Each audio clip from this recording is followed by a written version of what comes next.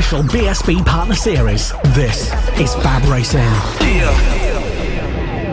Welcome back to round 5 of the FAB-Racing minibike British Championships here at Ellough Park. I'm Trystan Finocchiaro, and joining me is Gareth Hall for this weekend. We've already seen some exciting action, but it's Sunday afternoon and we're ready to get all of the third races for all of the classes underway here and ready for some exciting action yet to come. Yeah, cannot wait for this one. We had a brilliant morning's racing, and of course much better conditions. It's dried up. The circuit is now completely dry, so everyone will be enjoying that. We had a very wet, miserable Saturday, had all the first races of the weekend, but yeah, it's all going on this weekend here at Ellough Park, and already this morning we've seen a brilliant morning for the likes of Ethan Sparks. Yeah, absolutely. There'll be the first race out with the MKGP 50s, and Ethan Sparks racking up points in all championships he's in this weekend, racking up points in the 50s and racking up points in the AC40 Pros, looking to take 2 championships this year and looking really strong for it. But one rider that's going to be looking to try and stop him in the MKGP 50s is Ronnie Harris. He took a win yesterday, but unfortunately crashed out earlier on, rejoined and didn't finish exactly where he would have wanted to. No, not at all, but we know Ronnie has gone down before. He went down at Wilson Mill, came back and picked up a win, so he definitely would likes to overcome adversity, and yeah, he's got a bit of a gap to close in on Ethan Sparks, who's now leading the championship in both the MKGP 50s and the AC40 Pro class. So Ethan looking very strong in both the mini bike and on the Metriket GP bike, so watch out for that. The GP50s will be on circuit first. But what else have we got coming up this afternoon, Trystan? Well, equally we've got a championship battle coming up with the MKGP 70s as well,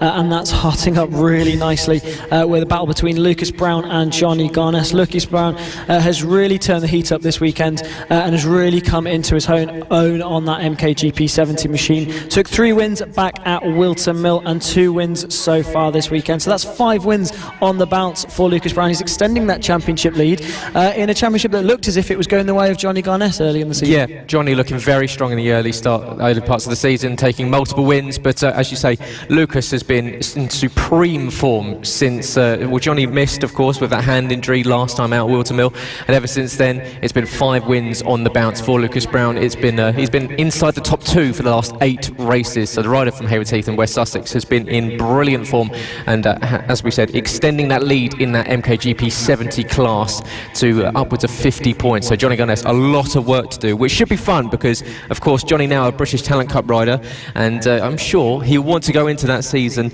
as an MKGP 70 champion here at FAB. Yeah, absolutely. Recently turned 12 and moved up into the British Talent Cup while still competing here in the MKGP 70s. He made his debut last weekend, and the only rider to be doing both the MKGP 70s and the British Talent Cup at the moment. It's been done before, and he did well in his debut. Got picked up a point, suffered from a DNF in the first one, but bounced straight back, picking up his first point over in the in BSB. So it was really good to see these FAB-Racing riders moving up through the ranks, up into classes and beyond, and also battling it out for championships here as well. And then we see often they come back to FAB-Racing in championships such as the Pit Bike 140s, the Extreme 200s, riders like Charlie Nesbitt, Rossi Banham, Eddie O'Shea, and then give us some more exciting action tomorrow. Yeah, and I'd say if you've missed any of the racing, not only from this weekend but also for the rest of the season, to go back and check out, of course, on FAB-Racing's YouTube channel, Motorsport Radio,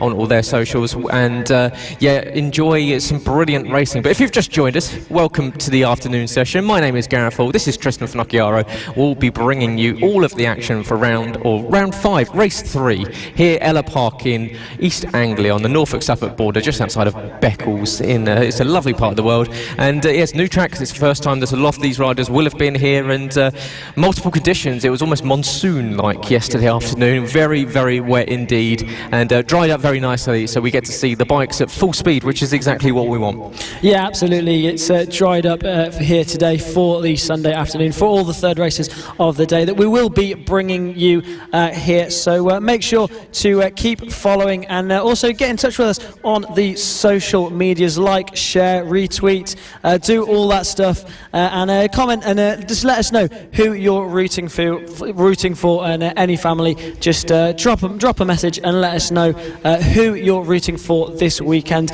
Loads of action coming up, and loads of action that we've already had. Yeah, very much so, and it will be making their way out on circuit, the MKGP 50s, and the 50s, as we said, Ethan Sparks and Ronnie Harris leading that championship, with Ethan Sparks building that lead in the this weekend with the first two the wins that he picked up this morning. So Ethan Sparks looking very, very strong, and that 62 will be hoping at making it a second win on the weekend. It picked up a second in race 1, first in race 2, and I'm sure we'll be looking at extending this championship lead that he's built over Ronnie Harris, with Ronnie only picking up 9th place after that fall in race 2. So the 66, a lot of work to do there for him. Yeah, absolutely. He's going to be wanting to get another win this weekend. He picked up a win earlier on yesterday, but yeah, suffering unfortunately in that first race, leaving Ethan Sparks to pick up 25 points earlier on. And it is Ethan Sparks, the number 62, who will line up on pole position, and just next to him will be the number 8 of Blake Wilson on his MKGP 50 machine, just in front of the number 146 of Clayton Edmonds. Harrison McKay, who picked up 3rd yesterday, will be 4th on the grid ahead of Ronnie Harris. Charlie Huntingford in 6th place. Harry Payne at the number 11 lines up on 7th place, and we spoke to him earlier in the weekend. It's gone really well on the Metric Kit, and I've enjoyed the Metric Kit because it's a bonus, because I wasn't even going to race the Metric Kit this year because I only just got in the beginning of lockdown, so it's a bonus to be here and racing on the Metric Kit. So brilliant to hear from Harry Payne there. He's lining up on 7th on the grid on the number 11 machine. Ollie Horner, the number 70, lines up in 8th place ahead of the number 67 of Jacob Stevenson. The number 100 of Cameron Hall will line up on 10th place ahead of Philip Sorowiak. Warwick Brady won't be racing this weekend after a crash yesterday. Casey Sperry will line up then in 12th place ahead of the number 72 of Samuel Munson in 13th. Ollie Sims in 14th ahead of Felix Stalling, the number 87 in 15th. And the number 90 of Isaiah Devine will round out your grid for this race 3 for the MKGP 50s, as they go on to start their warm-up lap for the 3rd race of the weekend and the final race of the weekend for these guys. Will it be Ethan Sparks, or will it be Ronnie Harris that takes this one, or will we see a surprise victory? Yeah, it's really, really open. Watch out for the likes of Casey Sperry. He's already picked up 2 podiums already this weekend, starting from 13th on the grid, a 3rd place in race 1, a 2nd place in race 2.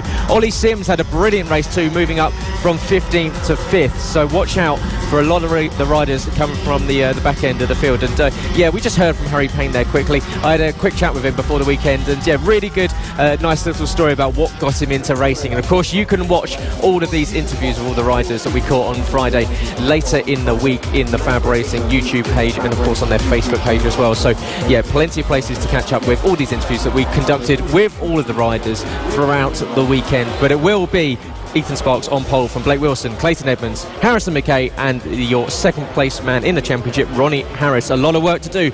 That gap in the championship is now extended out to 27 points. So Ethan Sparks sitting on over a race wins gap over Ronnie Harris. So watch out for a fast starting 66 on that white bike with the red stripe and the blue badge. He will, I'm sure, will be trying to get to the front and close in on the 62, the black bike with the orange number. Your championship leader, and Ethan Sparks, as they get ready to look to the lights and get ready for their 3rd and final race of the weekend here at Ellough Park. And it's a good start there for the 108 of Blake Wilson, up into the lead. Clayton Edmonds in 3rd position, sweeps around, holds into position, but off the line Ethan Sparks dropped by Blake Wilson. Brilliant start there from the 108, straight up into the lead.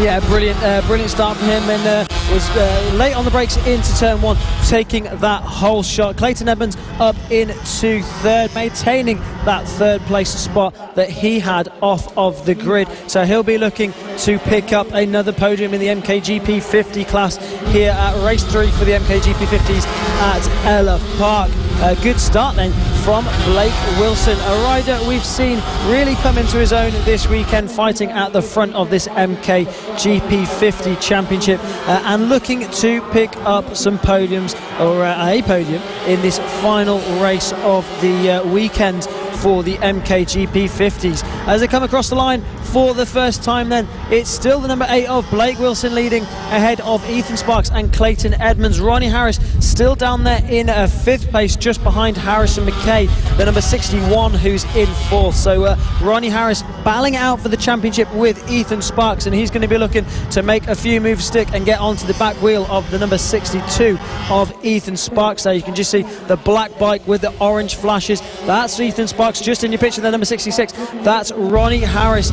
These two fighting for the championship and absolutely going hammer and tongs at it this year. But it's all about Blake Wilson at the front now as Ethan Sparks makes a move down into the slingshot hairpin. Beautifully done there by the 62. Will he be able to check out like he did earlier on? We'll have to wait and see as they go through into the final corner one more time down onto the home straight. Will the number 8 of Blake Wilson have any answer to the charging number 62 of Ethan Sparks? Brilliant move there from Sparks into the slingshot hairpin, gets himself up into the lead of this one. Clayton Edmonds still holding 3rd with Harrison McKay fending off Ronnie Harris, who came across the line less than a tenth of a second behind the 61. So the 66, you can see there trying to sweep around the outside, but they're stuck behind Clayton Edmonds, and Clayton doing a good job of holding on to this podium position. But Ronnie Harris, I'm sure, will be frustrated watching Ethan Sparks now up into the lead. This one starting to stretch his legs, and yeah, we saw in the first race that Ethan won at a canter really by the end of it. So Ronnie Harris has really got his work cut out if he's to close in on Ethan Sparks, who's seemingly very much enjoying this Ellough circuit for the first time. Yeah, absolutely. Blake Wilson coming in to a bit of a league of his own in this one with Ethan Sparks. Those two flying out the front, and Harrison McKay there just losing touch slightly of your 3rd place man, the number 146 of Clayton Edmonds. Ronnie Harris trying to find a way through on the number 61. You've got to think with the 2 at the front pulling away, Ronnie Harris, your 2nd place man in the championship, is going to want to find a way through on these guys sooner rather than later, as those 2 guys at the front are pulling away now and running out of time a little bit for the number 66 of Ronnie Harris. Still 9 laps to go in this one, but if he wants to be able to challenge Ethan Sparks for points in this championship, he needs to get past these guys and start putting a charge on to catch up to Ethan Sparks. But brilliant job from both Harrison McKay and Clayton Edmonds to be defending these positions from Ronnie Harris. Ronnie trying to find any way through that he can at the moment, and Ethan Sparks setting the fastest lap of the race on that last lap, putting out half a second advantage over Blake Wilson. But Blake isn't going anywhere at the moment. He's doing all he can to stay with the number 62 with Ethan Sparks at the front. Casey Sperry's involved in a brilliant fight at the moment in the midfield between himself, Sam Munson, Ollie Sims and Cameron Sewell. Almost a 4-5 bike battle there as Clayton Edmonds looks as though he might have just got a little bit slowly, and he's dropped a position there behind both Ronnie Harris and both Harrison McKay. So Clayton Edmonds, we've heard that he's had a couple of issues with the bike throughout the week, and it's hampered him this weekend, and you can see dropping off the order. So a real issue there for Clayton Edmonds, a real shame. Once again looking good for a podium, but bike issues once again, his technical gremlin. Yeah, a bit unfortunate for Clayton Edmonds. We've seen that a couple of times this season. He's suffered from a few bits of bad luck, but Ronnie Harris, his eyes will be lighting up at that as he can climb forward in this race and start scoring more points and get closer to Ethan Sparks. But Ethan out the front now, almost a second advantage he has over Blake Wilson, who's running now in a little bit of a lonely 2nd place. Still 7 laps to go in this race, so we can wait and see if Blake Wilson has an answer for the pace of Ethan Sparks out the front. Harrison McKay still holding on to 3rd ahead of Ronnie Harris. Clayton Edmonds falling down the order as we look at Harry Payne down in 7th, battling it out with Philip Sorovic, the number 75 on the blue bike with the yellow flashes, just in front of the number 20 Casey Sperry, who had a LC40 win snatched away from him yesterday after leading the whole race. And that's Harrison McKay that's gone down, is trying to rejoin at the hairpin. So Harrison McKay rejoining this race, the number 61. He was in 3rd place, so that promotes Ronnie Harris up into 3rd now, and Blake Wilson with the fastest lap of the race on that last lap and closing in your race leader now. So a battle out the front is brewing, and this battle between Harry Payne, Philip Sorowiak, Casey Sperry and Sam Munson also really hotting up nicely. Ollie Sims is in there as well, Cameron Sewell, Charlie Huntingford, Jacob Stevenson also going well in that group as well. So a big battle further back, but Blake Wilson really closing in on Ethan Sparks now, almost on his back wheel, pretty much on his back wheel now. So Ethan Sparks has lost that advantage that he had over Blake Wilson. It's now 0.4 of a second. Blake Wilson on an absolute charge, the only rider in the 52s so far this race, and he set 2 52.9s back to back, so extremely consistent pace from Blake Wilson. Yeah, really nicely done in this midpoint in the race for Blake Wilson. 5 laps left to go, and he's closing in on race leader Ethan Sparks behind Harry Payne. Do not look behind you, because you've got an absolute swarm of bikes looking to get past you, and Harry's doing a brilliant job to hold on to it. But one man that's also having doing a brilliant job holding on is currently your race leader Ethan Sparks, the 62 championship leader, is currently holding off the 108 of Blake Wilson. Blake looking for his first podium, and he's doing a good job of holding on to it and trying to grab first and making that second place even better. But he's going to have to get past Ethan Sparks, and that's no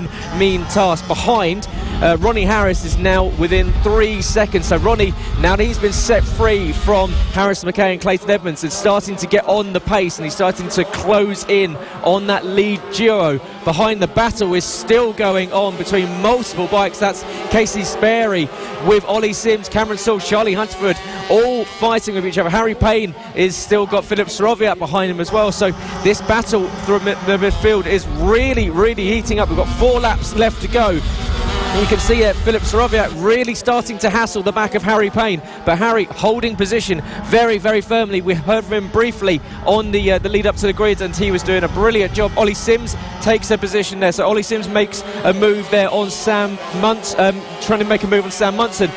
Behind, Casey Sperry is currently maybe not making the moves that we've seen so far. He moved up from 13th to 3rd in race 1 and 13th to 2nd, currently circulating in 10th position, so maybe not the race for Casey that he was hoping for. No, absolutely not, but he's in a big battle that goes right up to 6th place at the moment. So a big battle brewing here further back, and this is perfect for the number 61 of Harrison McKay, who went down and is trying to recover from that crash, because he can just pick these riders off one by one now and find himself up into a top 6 finish possibly in this race with 3 laps to go. A lot of work cut out for the number 61 of Harrison McKay, but plenty of time to be able to do it, and it's looking as if Ronnie Harris is really closing in the leaders now, as the leaders have come round to some back markers, and it's really hotting up at the front, as well as this battle towards for 6th place between Harry Payne, Sorowiak, Munson and McKay, trying to climb his way through.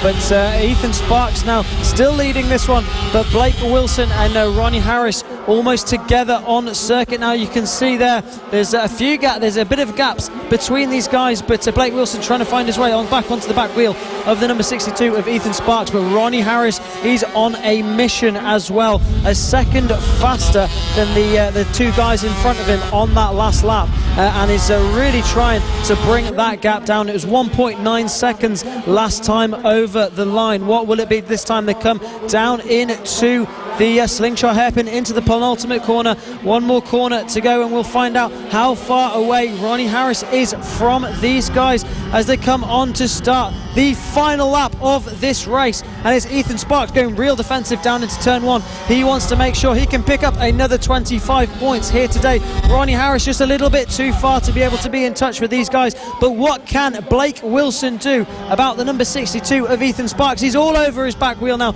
trying to find a way through. Ethan Sparks going defensive once again as they head down into turn 5 for the final time, but Ronnie Harris has found his way right onto the back of these guys now. So what can Ronnie Harris do about these 2 guys in front of him? Ethan Sparks now with a little bit of breathing space. Ronnie Harris looks to the inside, can't quite make a move stick. There's only 2 more corners, 2 more passing opportunities for these guys as Alfie Davidson Blake Wilson heads down into the hairpin, down into the penultimate corner, has a look to the inside, can't quite make a move stick. One more corner to go, but it's going to be the number 62 of Ethan Sparks that takes the win ahead of Blake Wilson and Ronnie Harris taking third place in that one. So really close finish, and we look further back then, Clayton Edmonds picks up fourth, but Sam Munson up the inside of Harry Payne for sixth place as they head down towards the slingshot hairpin for the final time. Harrison McKay's managed to get in front of these guys. So who's going to win this? Is big gaggle of riders here,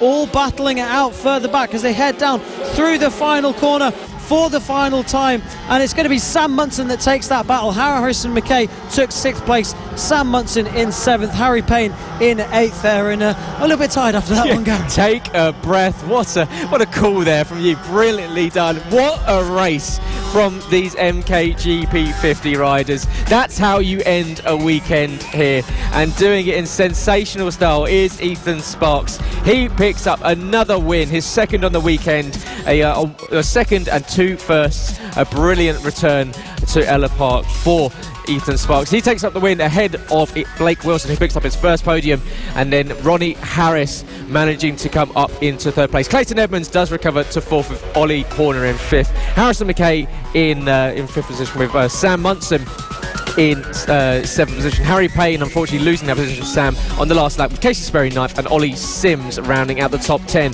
But that fight went all the way down to Charlie Huntingford, and a brilliant fight. Sam Munson, Harry Payne, Casey Sperry, Ollie Sims, Karen Masul, Philip Soroviak, Charlie Huntingford, Jacob Stevenson. Hats off to you all. What a brilliant way to end your weekend. Superb action here at FAB as usual, and we can expect much more of that this afternoon. And that's only the start, of course, of the third races of the weekend here at Ellough Park. And my name is Gareth Hall. I'm joined, as always, by Trystan Finocchiaro, and we're here.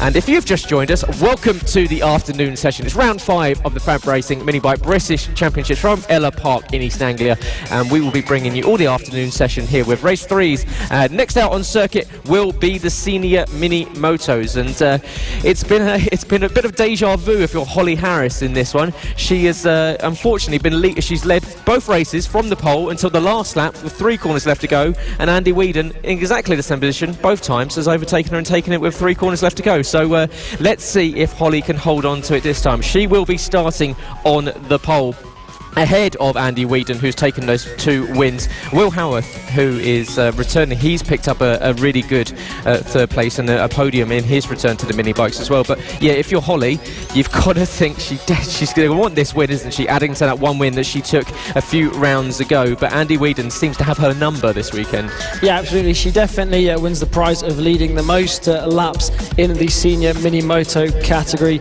and possibly leading the most laps out of anyone else in the paddock. But always getting it snatched away from her right at the end of these races. But it's Holly Harris then that lines up on pole position. We actually spoke to her earlier in the weekend as well. Really happy. It's been a long time since I've been able to get a podium, but yeah, it's my first proper one in FAB. And obviously you took a race win a couple of races ago, a couple of podiums last time out, of course, back at Wilton Mill. So what are you looking for this weekend? Well, hopefully I get another podium again so I can get a few points to get higher in the championship. And that is 2 podiums for Holly Harris so far this weekend, and has moved up to third place in the championship, and just 1 point behind Matt Birkin, who's in second place and isn't here this weekend. So she will be moving up into second place in this race. As we said, she lines up just ahead of the number 7 of Andy Whedon, who's taken 2 wins so far this weekend. Will Howarth lines up in third ahead of Bernie Hook in fourth. Dom Craden in 5th, who's over to DNF in the first race, and ahead of Paul Nichols, the number 24, in 6th. Also, Nick Bennett will be lining up in 7th spot on the grid. He's just seen the Ellough Park circuit today, wasn't here yesterday or Friday, so his first proper bit of track time was this morning at warm-up and then the race, but was already looking pretty quick. But all his track time so far has been in the dry, been been in the wet rather, and now he's going to be facing an Ellough Park circuit in the dry. So more learning for Nick Bennett in this one.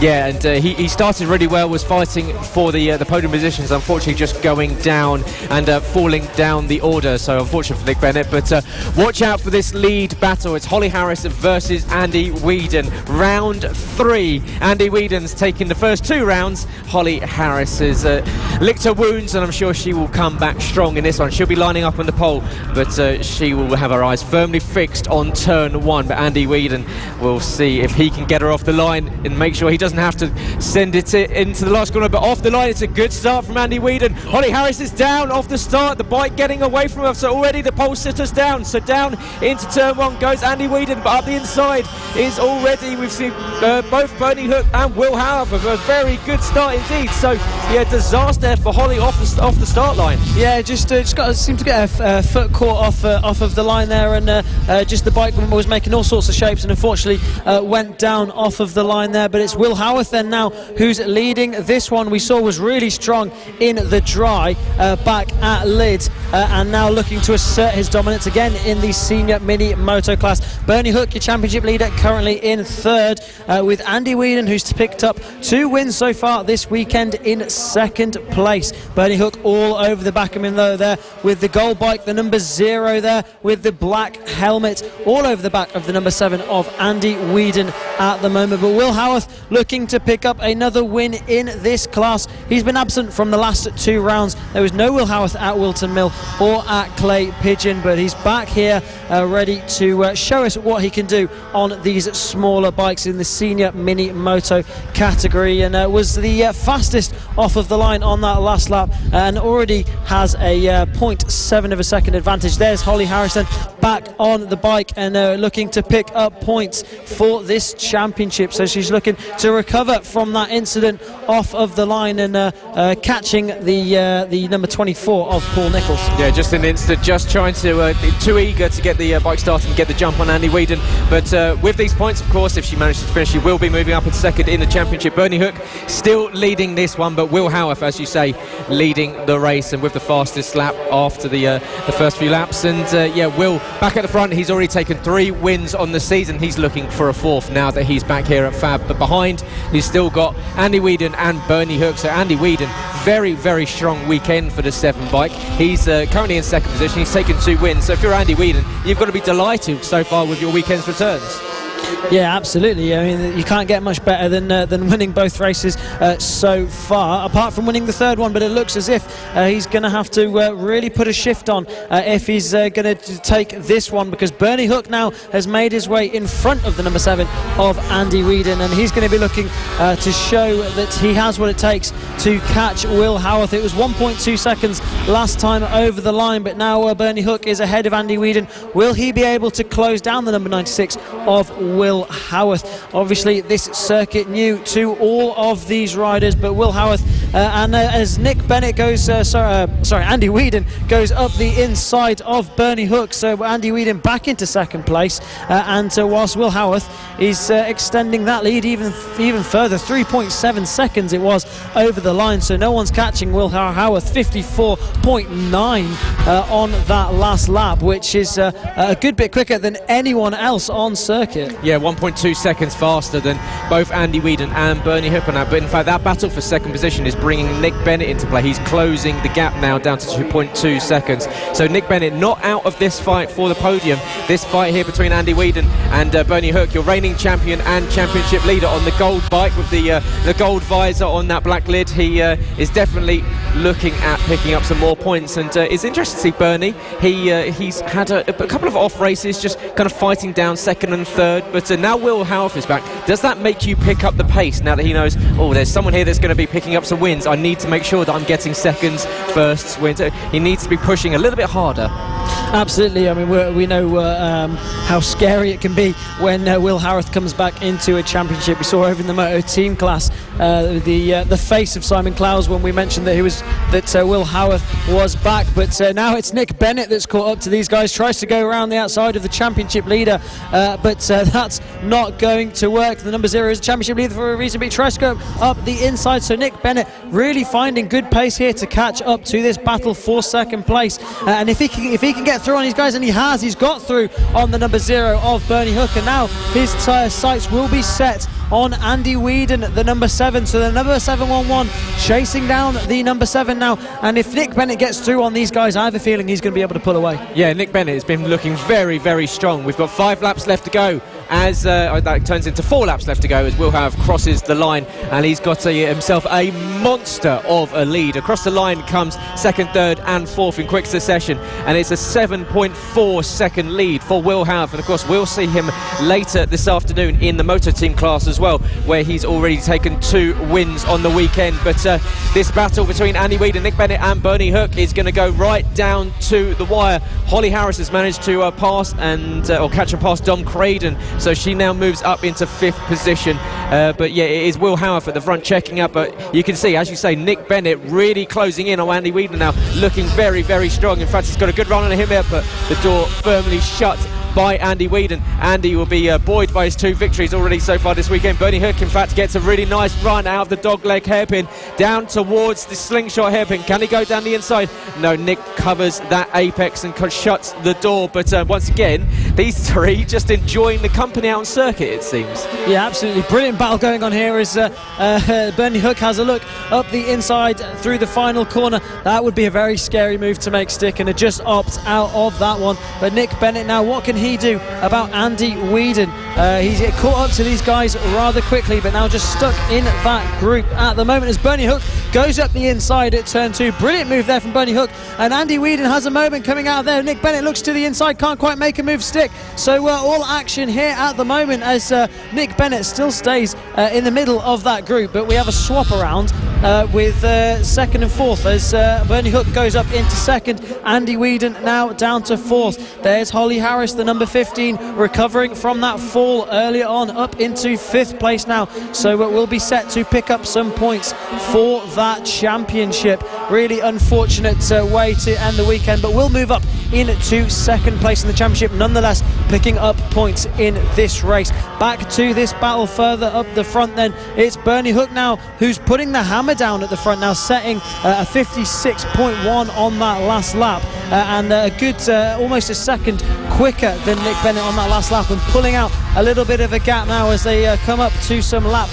traffic. That's number 24 of Paul Nichols, who they're just coming round to lap there, and Bernie Hook's done a brilliant job of placing the lap traffic in between him and Nick Bennett, and just trying to stretch out that advantage even more. Will Nick Bennett be able to close down Bernie Hook?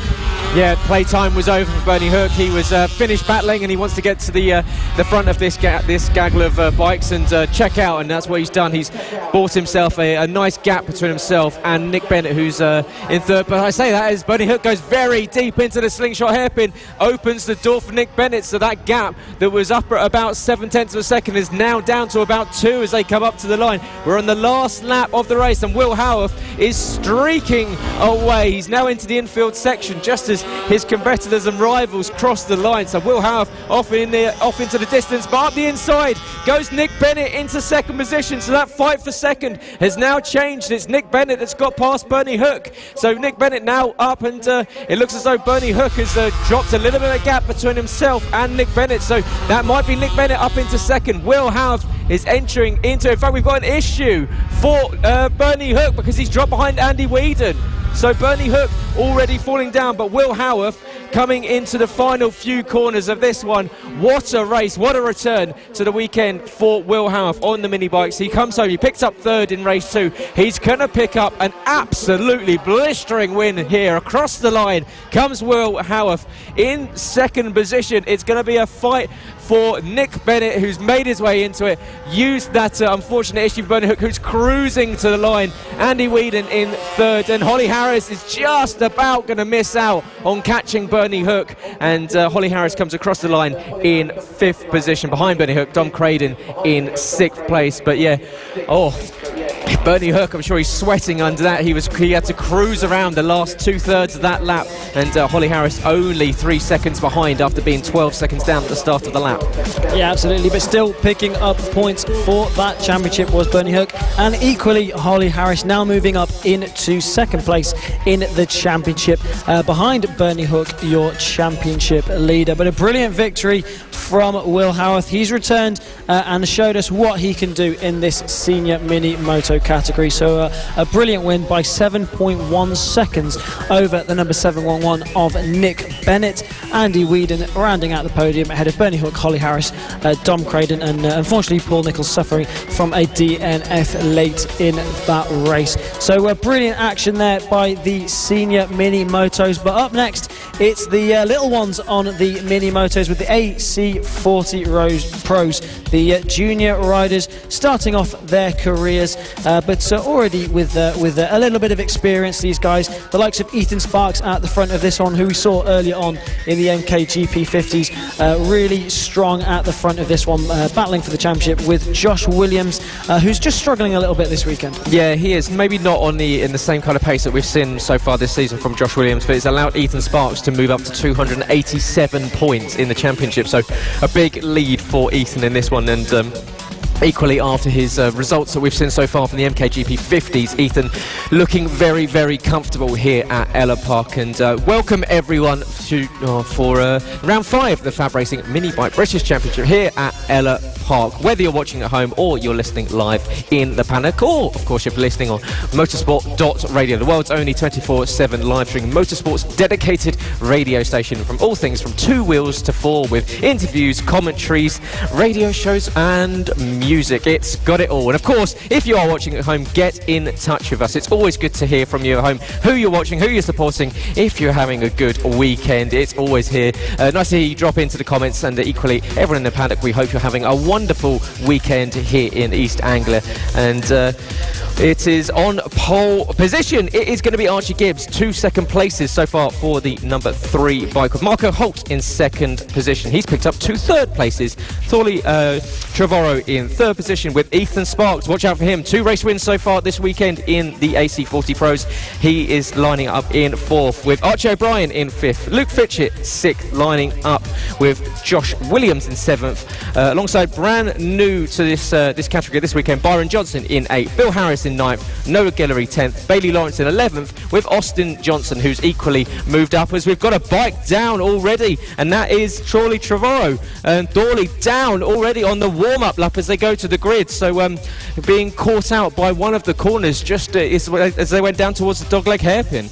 Yeah, really unfortunate. That's really not something you want to be doing, is crashing out on this lap, and looks absolutely frustrated with that one. Really not very happy with that one at all, and really disappointed with that. But hopefully he'll be able to get that bike restarted and get back into the race. But he doesn't seem like he's in a state in which he can rejoin this race at the moment. But running over to his bike, that bike is restarted, but there's a bit of plastics missing from the back of it, but it's not going to stop Thorley Trevorrow from trying to get back out into this race. Or is he just riding it back into pit lane? He might just be riding it back into the pits. No, he is coming round to join onto the back of this grid, or onto his position rather, in 3rd place on this grid. So Thorley Trevorrow, a bit of a dramatic start to the race for him, but just needs to calm down a little bit now and get ready for this race. Yeah, Thorley Trevorrow seeing red there, but the red that he wants to look at now is the lights as they get ready to start their 3rd and final race of the weekend. Off the line goes Archie Gibbs. Can Marco Holt challenge down into turn 1? Watch out for Ethan Sparks. In fact, he's dropped into 2nd position ahead of Marco Holt there. So Ethan Sparks already making the move from 4th into 2nd. Once again, for the 3rd race in a row, it's Archie Gibbs that gets a good run off the line leading into this one. But what he will have, I'm sure, look behind him, because Ethan Sparks and Marco Holt are following, so he will have a sense of deja vu. That's exactly what we've seen so far this weekend. Archie O'Brien's having a good run, trying to look at the back of Marco Holt and Ethan Sparks. So Archie O'Brien staying with this battle for 2nd position, but already Archie Gibbs with a little bit of a gap at the front, but Ethan Sparks will start hunting him down and bring Marco Holt and Archie O'Brien with him. And what a weekend Marco Holt is having so far this weekend here at Ellough Park. Picked up a win yesterday in the LC40 Elites. 2 podiums so far this weekend and is right on the back of the championship leader now. Archie Gibbs stretching that lead out at the front. Ethan Sparks isn't going to want to let Archie Gibbs get away, but Archie Gibbs, who started from pole position 2 seconds so far this weekend, is going to want to convert that into a win here for race 3 for the AC40 Pros. It looks as if Ethan Sparks is just closing in again on Archie Gibbs, but Archie keeping a good consistent pace at the front of this one. Archie O'Brien also right on the back of this battle for the podium in 4th place there on the number 91. We saw him battling for the win earlier on in the LC40 Pros, using every inch of the circuit as they go down into the dog leg hairpin, now into the slingshot hairpin. Ethan Sparks still leading in this battle for 2nd place, but it's Archie Gibbs that leads the race overall on the number 3 machine, the white bike with the yellow flashes out front. He's got a bit of an advantage as they come across the line. Is Ethan Sparks catching? No, he isn't. Archie Gibbs is still stretching out that lead at the front. It was 7/10 of a second across the line, so Archie Gibbs putting the hammer down at the front and setting the fastest lap of the race on that last lap. But Ethan Sparks now defending from the number 58 of Marco Holt. Yeah, you were saying that Marco has had a really good weekend, and he picked up a win in the LC40 Elites earlier in the weekend. 2 third-place finishes in this pro class as well, and he's not being dropped by Ethan Sparks, who of course has had probably the best results out of anyone in the paddock this weekend. So Ethan Sparks is being shadowed very much by that blue and yellow bike of Marco Holt, the 58, and Marco with that distinct or very easily recognisable green helmet, Montesting inspired, is going to be following Ethan, and it's probably a good thing to do because Ethan has been showing that he's got the pace and the speed around here. But here comes Marco. He's got a really good run on Ethan, not quite able to go side by side down the pit straight, but he is staying with the championship leader. Archie Gibbs in that Flag of St George helmet has got himself a pretty healthy gap now. It's 1.1 seconds. He set the fastest lap last time around of 54.289, and he's managed to pull himself out a little bit further ahead of this battle between 2nd, 3rd and 4th. Yeah, and Archie O'Brien there using all of the circuit, putting his hand up, apologising, making sure he's not going to get penalised for that, but he clearly hasn't been watching any Extreme 200 races or Pit Bike 140s, because there's riders using every inch of that piece of track as well. So Archie O'Brien absolutely flying here as well. Is a really mature little rider is Archie O'Brien, the number 91. But looking further back at Byron Johnson in his first season of racing and his first weekend here at the AC40 Pros, just leading over the number 14 of Bill Harris. That's the battle brewing for 7th and 8th place. Austin Johnson as well, Byron's brother, in his 2nd race in the AC40 Pros here today. Just on the back of these guys as well, you can see their similarly liveried bike just behind Bill Harris there. So battles brewing all through this field, and just ahead of these guys is the number 78 of Joshua Williams, who's battling for the championship there with Ethan Sparks, so not where Joshua will want to be. But Marco Holt looking to the inside as they go into the dogleg hairpin, can't quite make a move stick at the moment. Archie Gibbs has flown away at the front, and it's all about this battle for 2nd place now between the number 62 of Ethan Sparks, number 58 of Marco Holt, and Archie O'Brien, the number 91. A really good little rider is Archie. We saw him battling at the front of the LC40 Elites, equally as Marco Holt, also picking up a win in the LC40 Elites yesterday. And all these riders having a go in other championships whilst in this AC40 Pros. Of course, Ethan Sparks also leading the MKGP 50s. He was 2nd in the AC40 Pros last year and looking to go one better this year, and he's doing a very good job of it with a healthy championship lead at the front. Yeah, very much so indeed, and he is holding off Marco Holt, and as you say, Archie O'Brien, who's just sitting behind this battle and just watching it evolve, waiting for Marco Holt to maybe make a move and then pick up the pieces from one of the riders if they maybe make a mistake. As the wind is starting to gust around the circuit, and you can see the flags just blowing in the breeze, and what does that do to these riders as they're making their way around the circuit, especially a little bike bikes, they don't weigh that much. What's a heavy breeze do? Well, small bikes and small riders, these little riders are going to be blown around down the straights. We've got a headwind, a tailwind, and also dipping into corners, getting gusts of wind isn't quite what you want. It's going to be a little bit harder for these guys to tip these bikes in, especially with they haven't got a lot of weight to be able to tip these bikes in on them, and obviously these small bikes quite easily blown around in the wind. Archie Gibbs is still out the front, and Ethan Sparks still defending that second place from Marco Holt and Archie O'Brien. Marco Holt with getting tremendous drive out there, but Ethan Sparks going real defensive into the dogleg hairpin as they go down to the slingshot hairpin as they come to complete that lap. Looking again at that battle, Austin Johnson has made his way right onto the back of his brother Byron. So but the sibling rivalry that was brewing in the AC40 rookies is now translated up into the AC40 pros, with the two riders locked together on circuit yet again as Bill Harris looks to the inside of Austin Johnson. Can't quite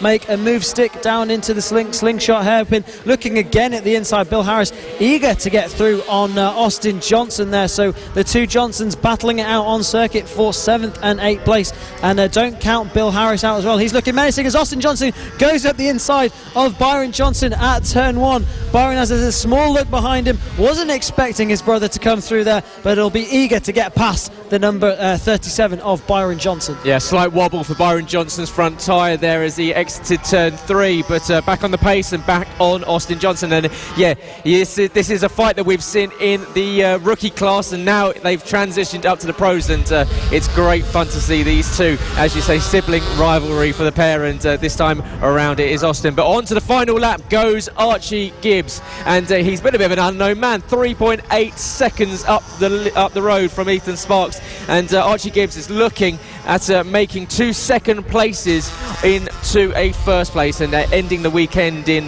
very, very comfortable style. And he's really controlled this one since starting on the pole. He's led every lap, got to the front, and yeah, he's just ridden off into the distance, and just a few more corners for the young man and to come home and pick up a win on the season. And Archie's done a fantastic job of this one, because he's just been controlled and extending that gap over a very fast Ethan Sparks. But Archie Gibbs into the penultimate corner, one more to go. Around the final corner comes Archie Gibbs up to the line and takes victory here in the AC40 Pro class. Very happy. You can see him bouncing on the bike there. Across the line comes Ethan Sparks, split by 0.134 of a second to Marco Holt and 0.108 to Archie O'Brien. So Marco and Archie desperately trying to close in on Ethan Sparks, but Ethan holds on to second. Then we've got the battle between Byron Johnson and Bill Harris going down to the wire. Bill Harris gets a good run out of the final corner, just about beaten to the line by Byron Johnson. But what a race there from Archie Gibbs. Well deserved. 4.5 seconds across the line. Ethan Sparks clearly distracted by a very, very fast Marco Holt and Archie O'Brien. Yeah, absolutely. Ethan Sparks did a good job to hold on to that second place all the way through that race road. A real defensive race once he realised there was no catching the flying Archie Gibbs, the number 3 out the front. Ethan Sparks rode real defensive, and there it is confirmed then. Archie Gibbs takes the win ahead of the number 62 of Ethan Sparks. Marco Holt takes 3rd place, another podium for him ahead of Archie O'Brien in 4th. Luke Fitchett in 5th ahead of Josh Williams in 6th. Austin Johnson in 7th ahead of his brother Byron in 8th. Bill Harris in 9th on the number 14 machine, and Noah Guillory, the number 41, rounds out the top 10, with Thorley Trevorrow rounding out the race there in 11th place after that crash earlier on. So a brilliant ride from Archie Gibbs then to take that win. 2 second places and a win for Archie Gibbs. Not a bad weekend. No, not at all, and both Ethan Sparks and Archie Gibbs will be very happy with that weekend. Marco Holt makes it 3/3, so a strong weekend for Marco Holt. I'm sure he'll equally be very, very happy with his weekend's return here in the AC40 Pro class. So they are done and dusted for the weekend. They will be back in 2 weeks' time at Rowra for their 6th round on the season. But what a race there for Archie Gibbs, extending that gap out right at the end. Ethan Sparks holding off Marco Holt and Archie O'Brien, with the 3 coming across the line split split by less than 2.5 tenths of a second. Austin Johnson will be very happy, I'm sure. Not only did he beat his brother, but moved up from 12th on the grid all the way up into second. As we've got Valentino Kimi-Kirk trying to get the bike restarted as the AC40 rookies make their way out onto the grid. And it'll be Finley Polhill on the pole for this one, very much almost in the name, but the 199 will be lining up. He's picked up a win and a second place on the weekend, and we spoke to Finley before the weekend started. Quite tricky racing against Harrison today, but Austin didn't seem as fast as normal. And of course no Byron Johnson this weekend. He's moved up to the AC40 Pro class, so you've got to think that you're in a good chance for a couple of wins this weekend. I'm hoping for 3 wins, and I'm just really looking forward to it. Brilliant. Well, good luck this weekend, Finley. It's been really good to see your progression so far this season, and hopefully we'll talk to you very soon. So awesome to hear that from the number 199 of Finley Polhill on pole position for this race, then ahead of the number 15 of Harrison Day. The number 27 of Austin Johnson in third place, ahead of the number 4 of Lewis Hull. Austin Johnson, of course, not going to be on this grid as he's moved up into the AC40 Pro. So that promotes Lewis Hull up into third on the grid. Valentino Kimi-Kirk hopefully has got his bike restarted and into this race. If so, he'll line up in fifth spot on the grid ahead of Oliver Hall, who picked up first place in the race yesterday. Sam Gardner lines up on 7th spot ahead of Travis Shaw in 8th. Number 111 of Callum Maxwell in 9th, ahead of Chloe Sewell in 10th. Zach Pennegar, number 134 in 11th, ahead of Aidan Burton in 12th place on the number 35 machine, and rounding out the grid. Yeah, it was great to hear from Finley on Friday. I spoke to him and he just said he's just looking at having fun, and that's exactly what he's doing. He wanted 3 wins, well, he's picked up 1 and a second place, so almost as good as possible. And starting on pole position for this one alongside Harrison Day, who has been very strong so far this weekend. Not been able to translate that through to a race win, however, though. But watch out for the likes of Oliver Hall and Lewis Hull.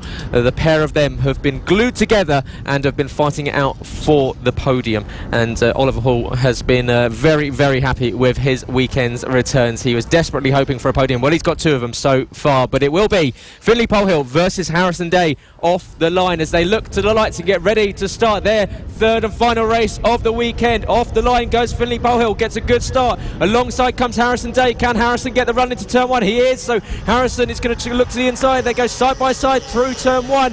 Harrison Day taking the lead as they go into turn 2 for the first time. Great start there from the 1-5 rider who started in second position. Finley Polhill, a little bit of work to do here. Behind he's got Oliver Hall, who's already made a good start up into third position. Yeah, brilliant start from Harrison Day then to take the whole shot into turn 1, and Oliver Hall looking really menacing there now in third spot, looking to try and go with these riders at the front. Oliver Hall, who picked up his first win yesterday and picked up a podium earlier on as well, but it's Harrison Day then who's looking to pick up his first win of the season in this one. Still a long way to go in this race, of course, still only the first lap of this race 3 for the AC40 rookies, and the final race of the weekend for the AC40 rookies. There is the number 11 there of Sam Gardner, who we saw fighting for a podium early on, just ahead of Lewis Hull, but Harrison Day still leading ahead of Finley Polhill. Finley looking really menacing just behind the number 15 there of Harrison Day. What can Finley Polhill do about the number 15 of Harrison Day? Oliver Hall still there in third place, with Sam Gardner in 4th and Lewis Hull dropping down to 5th on that first lap. Of course, this is a cup competition, not an official championship. This is a really good place for these young riders to hone their skills. They're very early on, of course, they're on the road to MotoGP here at FAB-Racing, and Finley Polhill very much doing so. He's got 7 laps left to go, about 6.5 laps left to go, so no rush. rush. He doesn't need to make any rash decisions. Go for a move if it opens, but I'm sure for Harrison Day, who has picked up 4 third-place finishes on the season, he'll be looking at picking up a first win and his best result of the season so far. But Finley, who's already taking a number of wins so far, he was battling with the likes of Austin and Byron Johnson before they made their way up to the pro class, and now Finley has got Harrison for company on circuit, and he was saying that Harrison's been very fast, but he's hoping to go with him, and you can see they're now on track together. Finley trying to follow in the tracks, and in fact taking a slightly different line there. That's going to give him a different run out of turn 3, but not quite close enough to make the move. But it shows that these riders exploring the tracks to find out where they can find the pace. Yeah, that's brilliant to see. It's brilliant to see them experimenting with things and always learning, taking 2 completely different lines there.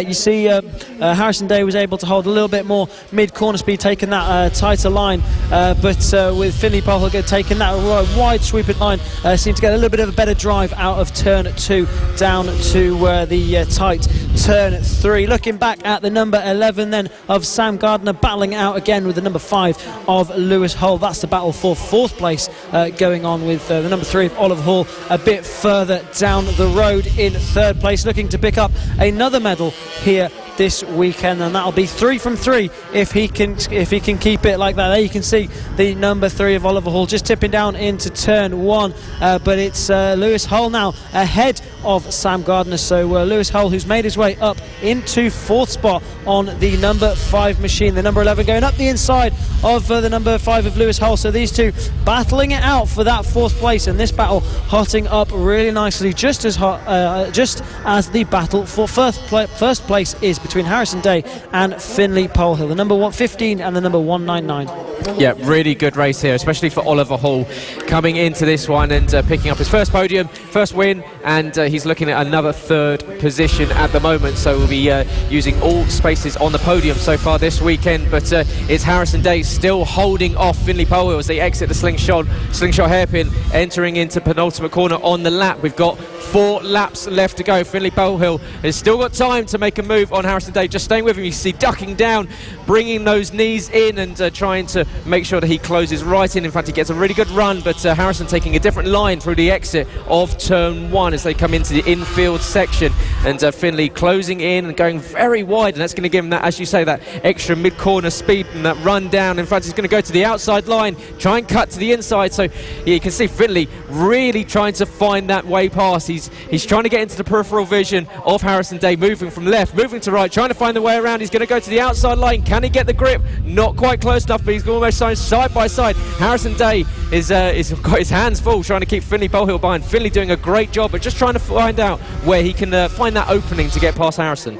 Yeah, Finley Polhill absolutely all over the back wheel of Harrison Day at the moment and trying to find his way through. He said earlier on in the weekend that he wanted to be able to stick with Harrison Day in the dry race, and he is able to do that. But is he able to get one on Harrison Day as they come across the line? It's 3 laps to go in this race. Finley Polhill looks to the inside down into turn 1, can't quite make a move stick. Harrison Day closes the door into turn 1.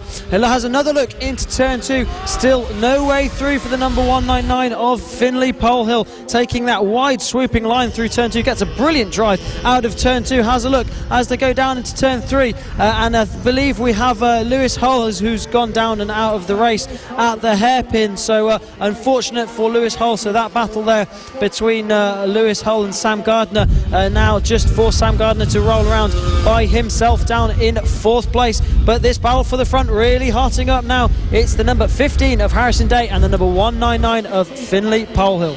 Yeah, Finley Polhill with a couple of laps left to go if he's to make an attack on Harrison Day. Harrison doing a really good job of holding on to the lead of this one.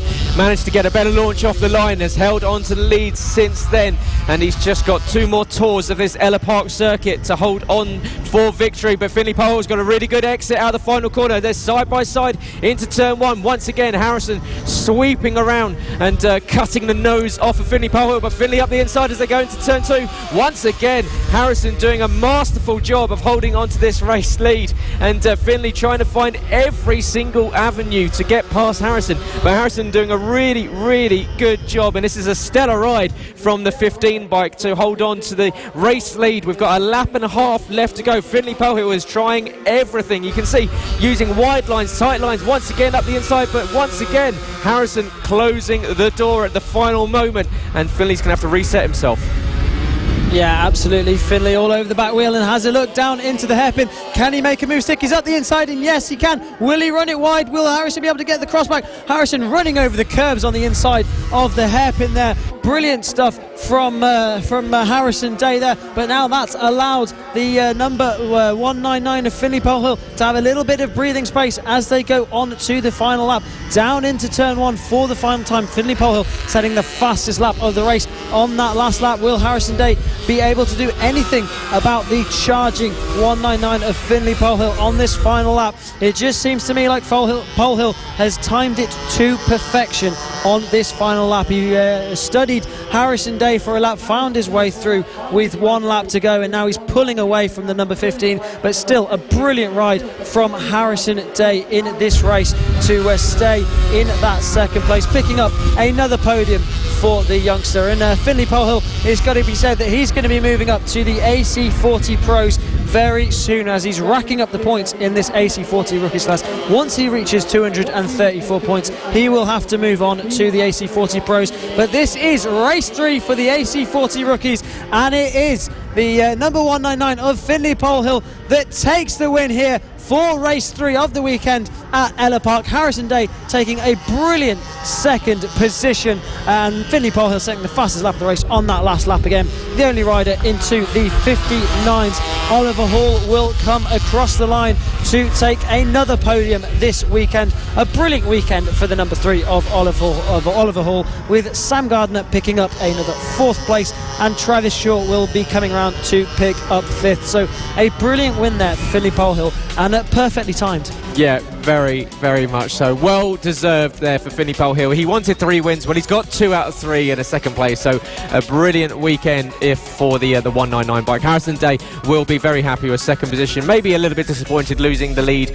with just a lap and a half left to go, but Finley Polehill, a well-deserved winner. Oliver Hall punching the air as he came across the line. He's picked up another podium position, but it is Finley Polehill, the only rider inside the 59s, and he takes the win ahead of Harrison Day. Oliver Hall in 3rd, with Sam Gardner unable to reel in Oliver on that last lap. It got close, but not quite close enough, half a second. Travis Shaw up to 5th place, with Callum Maxwell in 6th, with Chloe Sewell moving up from 10th to 7th, with Zach Pendergar in 8th, Aidan Belton in 9th, and unfortunately Lewis Hull, after going down at the hairpin, was unable to get restarted and was not non-finisher in that one. So unfortunate for Lewis, who's been very good so far this weekend. We've had some great fun with him, Sam Gardner and Oliver Hall battling out over 2nd, 3rd, 4th all throughout the weekend. But yeah, definitely the rider of the weekend in the AC40 Rookies has got to be Finley Polehill. Yeah, incredible maturity for him in that final race to sit behind Harrison Day, who's had a brilliant weekend as well. We can't take anything away from the number 15 of Harrison Day, but Finley Polehill rode a really mature race, stayed behind Harrison right to the end, timed it to perfection, and then set the fastest lap of the race on that last lap, 2 seconds faster than anyone else, so showing his dominance, and a rider we expect to see moving up to the AC40 Pros very shortly indeed. But from the very start of their careers in the FAB-Racing Mini Bike British Championships to the top, the Premier Class in the FAB-Racing Mini Bike British Championships here at Ellough Park for the MKGP70s. This is going to be their final race of the weekend, and it's going to be a very interesting one, with Lucas Brown taking 5 wins on the bounce so far, and Johnny Garness, who was looking like a comfortable favourite at the beginning of this year, is just struggling to get the better of Lucas Brown this weekend. Yeah, of course, Johnny Garness, having made his British Talent Cup debut last weekend at Snetterton, maybe losing a little bit of sight here in the MKGP 70s, because Lucas Brown has now taken a 50-point lead coming into this final round of the weekend. So a lot of work for Johnny to do, but Lucas, as we said earlier in the day, has taken the last 5 race wins in this category, and yeah, he is on real form, looking very, very strong indeed, and the 29 bike will be one to watch out therefore he will be lining up on pole position. This is a FAB-Racing and the Mini Bike British Championship, the 5th round of the season from Ellough Park in East Anglia.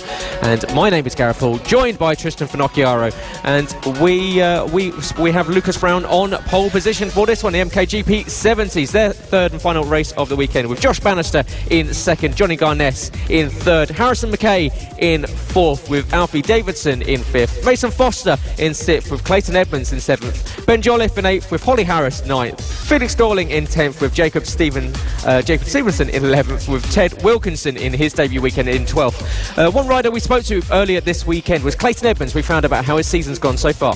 I can definitely do better, but I'm trying to get another podium and finish good in the championship, so we'll go from there.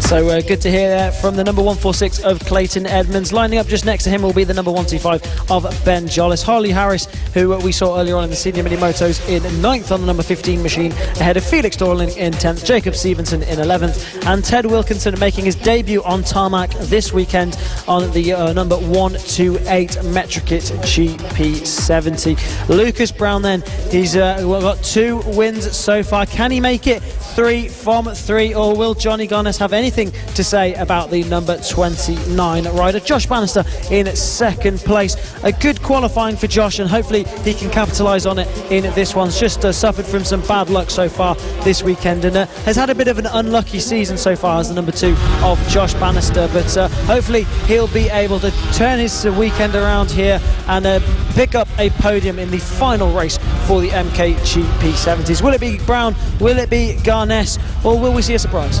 Yeah, watch out for Harrison McKay. He's had a strong weekend as well, second and third for the 61 as they round the final corner. Get ready to line up on the grid. You can see just weaving side to side is Clayton Edmonds and both Alfie Davidson in the 8 and the 146 as they line up on the grid. And yeah, it's Lucas Brown looking very strong. Can he make it a double hat-trick of wins in the last 2 rounds of the season? It's the premier class of FAB-Racing as they look to the lights out, and off they head towards turn 1. Lucas Brown, it's Alfie Davidson in the 8, who's had an absolute monster of a start, up into second position, just about misses the back tyre of Lucas Brown, who tried to hold on to position behind Johnny Garness. Has been dropped into 4th place, so it's a poor start for Garness. Lucas Brown doing exactly what he needed to do, covering off a very, very fast starting Alfie Davidson. Yeah, got absolutely boxed in there, did the number 57, but he's forcing his way through there on the number 61 of Harrison McKay, moving back up into 3rd position. So not the best of starts for the number 57 of Johnny Garness, just getting boxed in at turn 1, but a brilliant start there from the number 8 of Alfie Davidson, like I say, coming up from 5th place on the grid up into 2nd. So a brilliant start there for the number 8 rider, the number 67 of Jacob Stevenson as well, down there battling it out with number 15 of Holly Harris also further back. Lucas Brown then it is that leads, and he already has a second lead over the line over Alfie Davidson. The number 57 of Johnny Garness is going to be looking to try and find his way through on Alfie Davidson to see if he can close down the number 29 of Lucas Brown, with the battle for the championship hotting up between those two. Here's the battle between the number 2 Josh Bannister and the number 88 of Mason Foster. Bannister, who's dropped down to 6th place from 2nd on the grid, battling it out with Mason Foster currently in 7th, but it's Lucas Brown out the front then who's pulling away. Josh Bannister on screen with the number 2 machine. Clayton Edmonds also in there in 5th place at the moment in this race. Garness at the moment all over the back of Alfie Davidson, trying to find his way through on the number 8 rider, but all the meanwhile Lucas Brown is out front, setting fastest lap after fastest lap and pulling away from these guys. It was a 1.5 second gap over the line, but now Garness is ahead of the number 8 of Alfie Davidson, and that's the number 57 Johnny Garness now into 2nd place, and he's going to be looking to try and see if he can close down the number 29 of Lucas Brown. But on Friday, Gareth, Lucas Brown was looking really strong in the dry. He was the only rider into the 49s and was looking really strong and comfortable and confident. Yeah, he was, and Johnny Garnett was trying to go with him on circuit, but we noticed that Lucas just seemed to have the edge over Johnny Garnett this weekend, and he is extending that gap out at the lead of this MKGP 70 class. And Johnny Garnett, having got past Alfie Davidson, now back up into second position, can get on with it and close in. And we saw this in race 1 that he started to close in. In fact, Johnny doing the fastest lap, a 50.1 there, so a tenth of a second faster than Lucas's time. But he's got to improve on that if he's to close in on that 1.5 second advantage that Lucas Brown currently holds over the 57 bike. But yeah, Johnny he's just got a little bit of work because Lucas is looking very strong, confidence is high, and unfortunately due to Johnny going down in the early stages of the first race, it cost him some more points as Mason Foster still battles away with Josh Bannister. In fact, Mason Foster, one of only 4 riders in this category, have taken a win so far this season.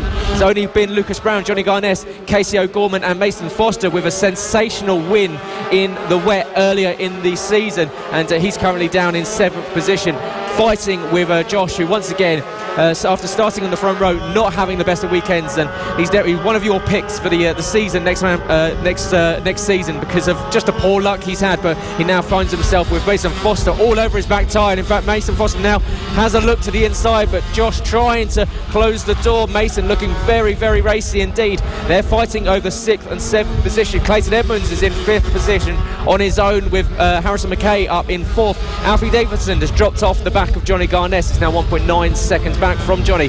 That gap between Lucas Brown and Johnny Garnett is hovering around 1.2 seconds, but you've got to think that at some point Johnny Garnett is going to turn the afterburners on.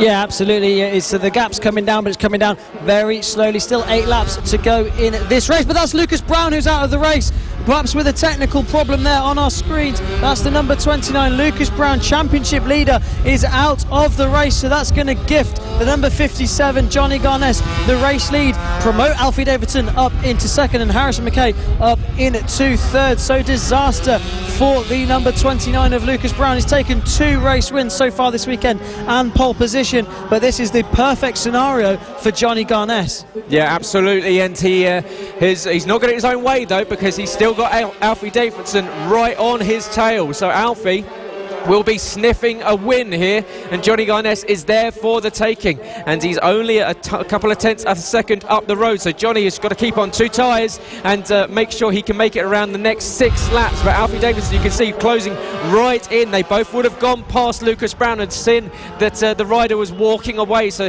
it's really now mental strength here for Johnny Garnett. He knows that he needs to pick up some good points. You can see it looking down at his bike there as Johnny Garnett as they go up towards turn 3. So just having a quick glance down, is that going to catch him out? Because behind Alfie Davidson looking very, very racy indeed. Harrison McKay is 4.9 seconds behind. Clayton Edmonds now up to 4th. Mason Foster managed to get past Josh Bannister on that last lap into turn 2, and he now finds himself in 5th position. Yeah, brilliant stuff from Garnett out the front, then defending from number 8 of Alfie Davidson. Could Alfie pick up his first win in the MKGP 70 class? He's got the number 57 of Johnny Garnett to contend with if he is to do it. Still will be 5 laps to go in this race, and I think we've lost Clayton Edmonds from the race. He's gone down at the hairpin, so Clayton Edmonds is going to be looking to try and rejoin, and we think Clayton Edmonds is going to be rejoining this race, but he's going to be rejoining a bit further back than he will have wanted, crashing out of 4th place and dropping down the order, but he's back into the race. But back to the front then, the number 57 of Johnny Garnett, defending this race lead from the number 8 of Alfie Davidson. Brilliant ride from Alfie Davidson, a 50.1 on that last lap, and that matches the fastest lap of the race that was set by Johnny Garnett earlier on. So Alfie Davidson absolutely flying in this one, and possibly on for his maiden victory in the MKGP 70. So we asked if it would be Brown, Garnett or a surprise. It could very well be the number 8 of Alfie Davidson, but he's going to have to make his way through on a Johnny Garnett as Alfie Davidson sets the fastest lap of the race on that last lap. Johnny Garnett makes his mistake at turn 1. We saw him do it earlier on in race 2 as well. So he makes a mistake at turn 1, and that lets through the number 8 of Alfie Davidson. Can Johnny bike back at the number 8 machine? Yeah, Alfie Davidson has been incredibly strong in this one, really fighting at the front, much better than what we've seen so far. He's picked up a couple of third-place finishes so far this season, but now fighting in the front, and he's looking very strong. In fact, he's built a little bit of a gap over himself and Johnny Garnett. Yeah, as you say, Johnny Garnett have a slow exit out of turn one in a couple of laps so far, and it seems that opened the door as they start to navigate some lap traffic. That's Ted Wilkinson on a 128 in his debut weekend here at FAB, but Johnny Garnett now needs to get back past Alfie Davidson, but that's going to be no easy feat as they come up to Felix Dorling on the 87 bike, and up the inside goes Davidson. Johnny Garnett is going to get a run on Davidson into turn two. Davidson sweeps and holds on to the position, but this race is going to continue for the next 2.5 laps. Alfie Davidson, those nerves will be bubbling and building. He knows that there's a race win well within his grasp. Johnny Garnett, however, now a British Talent Cup rider, what can he do to come back?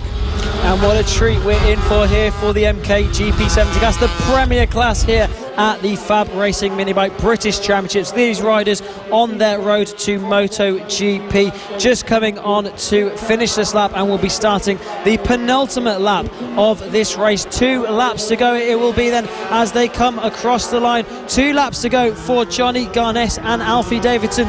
Who's it going to be? Johnny Garnett has a look down into turn 1. Will he run it wide? Will Davidson be able to get the cutback? He does, and down into turn 2 retakes that lead. It's number 57 of Garnett now onto the back wheel of the number 8. Will he be able to do anything about Davidson? Has a little look to the inside as they head into turn 4, now down into turn 5. What can Garnett do about the number 8 of Alfie Davidson? They're coming towards the end of this penultimate lap, and then there'll be 1 lap to go for Alfie Davidson. Will he be able to pick up his first win of the season in the MKGP 70s? Johnny Garnett is trying to make sure it's not that way, but if you're Lucas Brown, you're going to be rooting for Alfie Davidson. He's out of this race and not going to be scoring points. Your championship leader out, but who's it going to be who's going to take this win? 1 lap to go then. Garnett has a look at turn 1, can't quite make a move stick, bottoming out as he goes into turn 1, down into turn 2 for the final time. Garnett right on the rear wheel of the number 8 of Alfie Davidson. Just half a lap to go for Davidson to take his first ever win in the GP70s. Garnett looks to the inside, can't make a move stick, and he's lost a little bit of time there, perhaps looking to the inside, but he's right back onto the back wheel of Alfie Davidson. But is he close enough? Just a few more corners to go for Alfie Davidson. Will he be able to pick up his maiden victory down into the slingshot hairpin for the final time? Garnett looks to the inside, not close enough, just 2 more corners to go. Who's it going to be? Will it be Davidson? He looks to the inside, there goes John Garnett, can't quite make a move stick. He swipes across the front of him, does the number 8 of Alfie Davidson, and it is Davidson that takes the win. A brilliant victory for the number 8 ahead of Johnny Garnett, and Harrison McKay will come round to pick up a podium. Gets congratulated there. Brilliant victory for number 8 of Alfie Davidson. He's absolutely ecstatic with that one. Yeah, thumbs up across the line as he came across the line. He had to work for that one. Johnny Garnett doing everything in his power to try and fight. You saw last ditch attempts into 3 corners on that last lap, but well done Alfie Davidson. What a race from the 8, and he manages to pick up his first win on the season. Johnny Garnett, even with the fastest lap of the race, unable to pick up a victory this weekend, and it now is Lucas Brown walking his bike, and yeah, as you say, he would have been an Alfie Davidson fan, but that's the last way that he wanted to end his hot streak here, picking up many victories in the last few races, but he still holds on to a championship lead. But it is Alfie Davidson, your race winner, ahead of Johnny Garnett.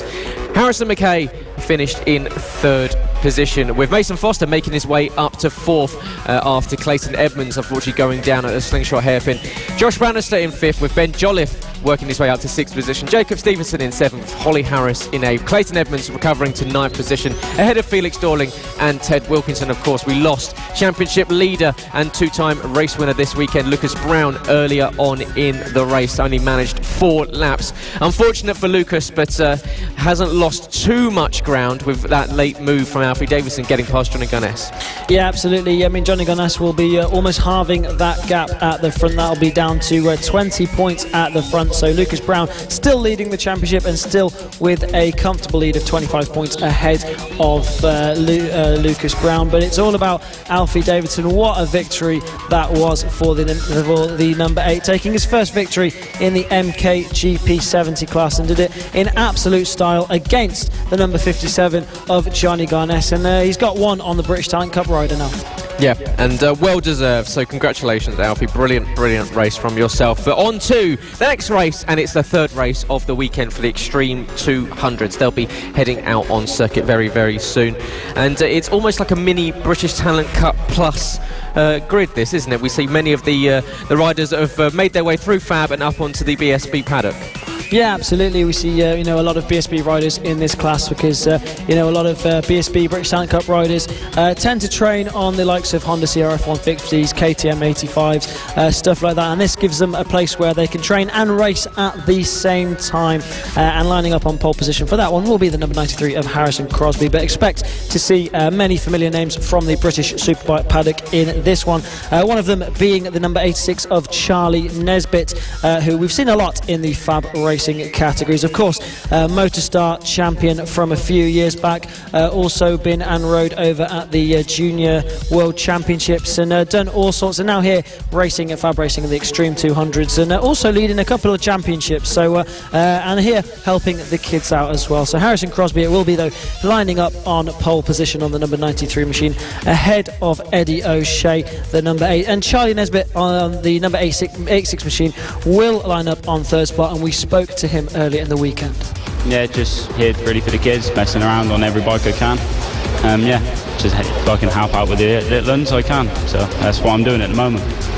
Yeah, and you say you are here for the kids, and we see you out there on the track enjoying yourself, but equally, as you say, you've stepped in, helped out with some marshalling. We've seen you getting the bikes ready for a lot of the youngsters, so to you, is it a lot of it is giving back to the younger generation? Yeah, definitely. It's a lot of the riders sort of try to keep their information to themselves, a lot of the superbike riders, but if you can give a little bit back and pass my knowledge onto the younger generation on the bikes, what harm can that do? Absolutely brilliant to see Charlie Nesbitt coming back to the roots where he started racing and helping out the stars of the future. Lining up just next to him then will be the number 43 of Ryan Hitchcock, another British Talent Cup rider, ahead of the number 44 of James Cook, brother of Max Cook, riding over in the Junior World Championship. We send our thoughts over to him as he's had a big crash yesterday and suffered from a broken pelvis and won't be racing over there in Jerez this weekend. So we're our best wishes over to Max Cook and get well soon to him. The number 52 of Evan Belford lines up next to James Cook then, with Jack Andrews on the number 114 lining up in 7th place at the back of this grid. Harrison Crosby then, he's on pole position. What can he do about the number 86 of Charlie Nesbitt? He'll be flying through, as well as Eddie O'Shea, as they look to the lights, and a bit of a wheelie there off the line for the number 86 of Charlie Nesbitt as they get this warm-up lap underway. Yeah, warm-up lap / wheelie for Charlie Nesbitt there, and this is a category where we often see these British Talent Cup riders, these BSB paddock riders enjoy themselves out there, have a bit of practice, but equally put in a bit of a shift and having a lot of fun. As you see there, Charlie, everyone just putting on a show for everyone watching and listening. And it is, of course, if you're new to FAB, this is Extreme 200s, and it is going to be Harrison Crosby on pole position, Eddie O'Shea in 2nd, Charlie Nesbitt 3rd, with Ryan Hitchcock 4th, James Cook in 5th, Evan Belford 6th, and Jack Andrews in 7th position. Expect this one to be fun, to be loud, to involve sliding, jumping, and maybe even a little bit of showboating. And they will be finishing their 3rd and final race of the weekend here at Ellough Park, and they'll be off to Rowrah in a few weeks' time. That's the 43 of Ryan Hitchcock lining up onto the grid, and Harrison Crosby is going to be on pole position. You can see with Eddie O'Shea alongside him. Eddie O'Shea, who's not had the best of weekends, he'll want to rectify that with a good result this weekend as the lights are out and they're down towards turn 1. Who's got a good launch? It's the 43 of Ryan Hitchcock sweeping into 2nd, but it's Charlie Nesbitt from 3rd on the grid all the way up into leaders 1, already leading as they sweep into turn 2. Great start there from Charlie. Yeah, brilliant stuff there from Charlie Nesbitt. brilliant start to this race for him, just to tap in his seat units through the first one, telling Ryan Hitchcock to try and follow him through this one, down into turn 5 for the first time. Brilliant stuff from all of these guys on this first lap, all getting through that first lap nice and cleanly. See Harrison Crosby just at the back of this grid there on the number 93 machine. Evan Belford there, he's taken his pyjamas off for this one and is running pretty well in this one so far. Number 8 there, you can see on screen with the British Talent Cup leathers of Eddie O'Shea, flying round this circuit as well. Backing it into turn 1 is the number 86 of Charlie Nisbet, out there having fun, like we've said, and still managing to get some race wins in. Yeah, he seems to extend the track limits to the point where he almost ends up in a different county, yet maintains the speed and back on circuit. And he is running across curbs here and holds on to this lead. Ryan Hitchcock, Eddie O'Shea trying to close in on Nesbitt ahead, but Charlie's got himself a bit of a gap here. But Eddie O'Shea, this is much better from Eddie. He's not had the best of weekends, apart from a ridiculous start in the Pit Bike 140 race earlier on, where he started 24th and ended up 5th by the end of the first lap. But unfortunately going down in that one, but this time round he's closing on the Extreme 200 43 bike of Ryan Hitchcock, and Ryan Hitchcock was involved in a great fun battle with Charlie Nesbitt earlier on, but this time it's Eddie O'Shea who's going to look to the outside to turn to the inside as they go up towards turn 2, and Eddie just bouncing his head there, and you can see just trying to get some power down earlier on, but this is allowing Charlie just to check out at the front. It's now 1.7 seconds he's built himself, leading this one away as they run across the rumble strips, and Charlie really starting to extend that lead, trying to get that bike right down, knee right down, trying to get an elbow down at some points on this circuit. But yeah, Charlie really putting the hammer down early.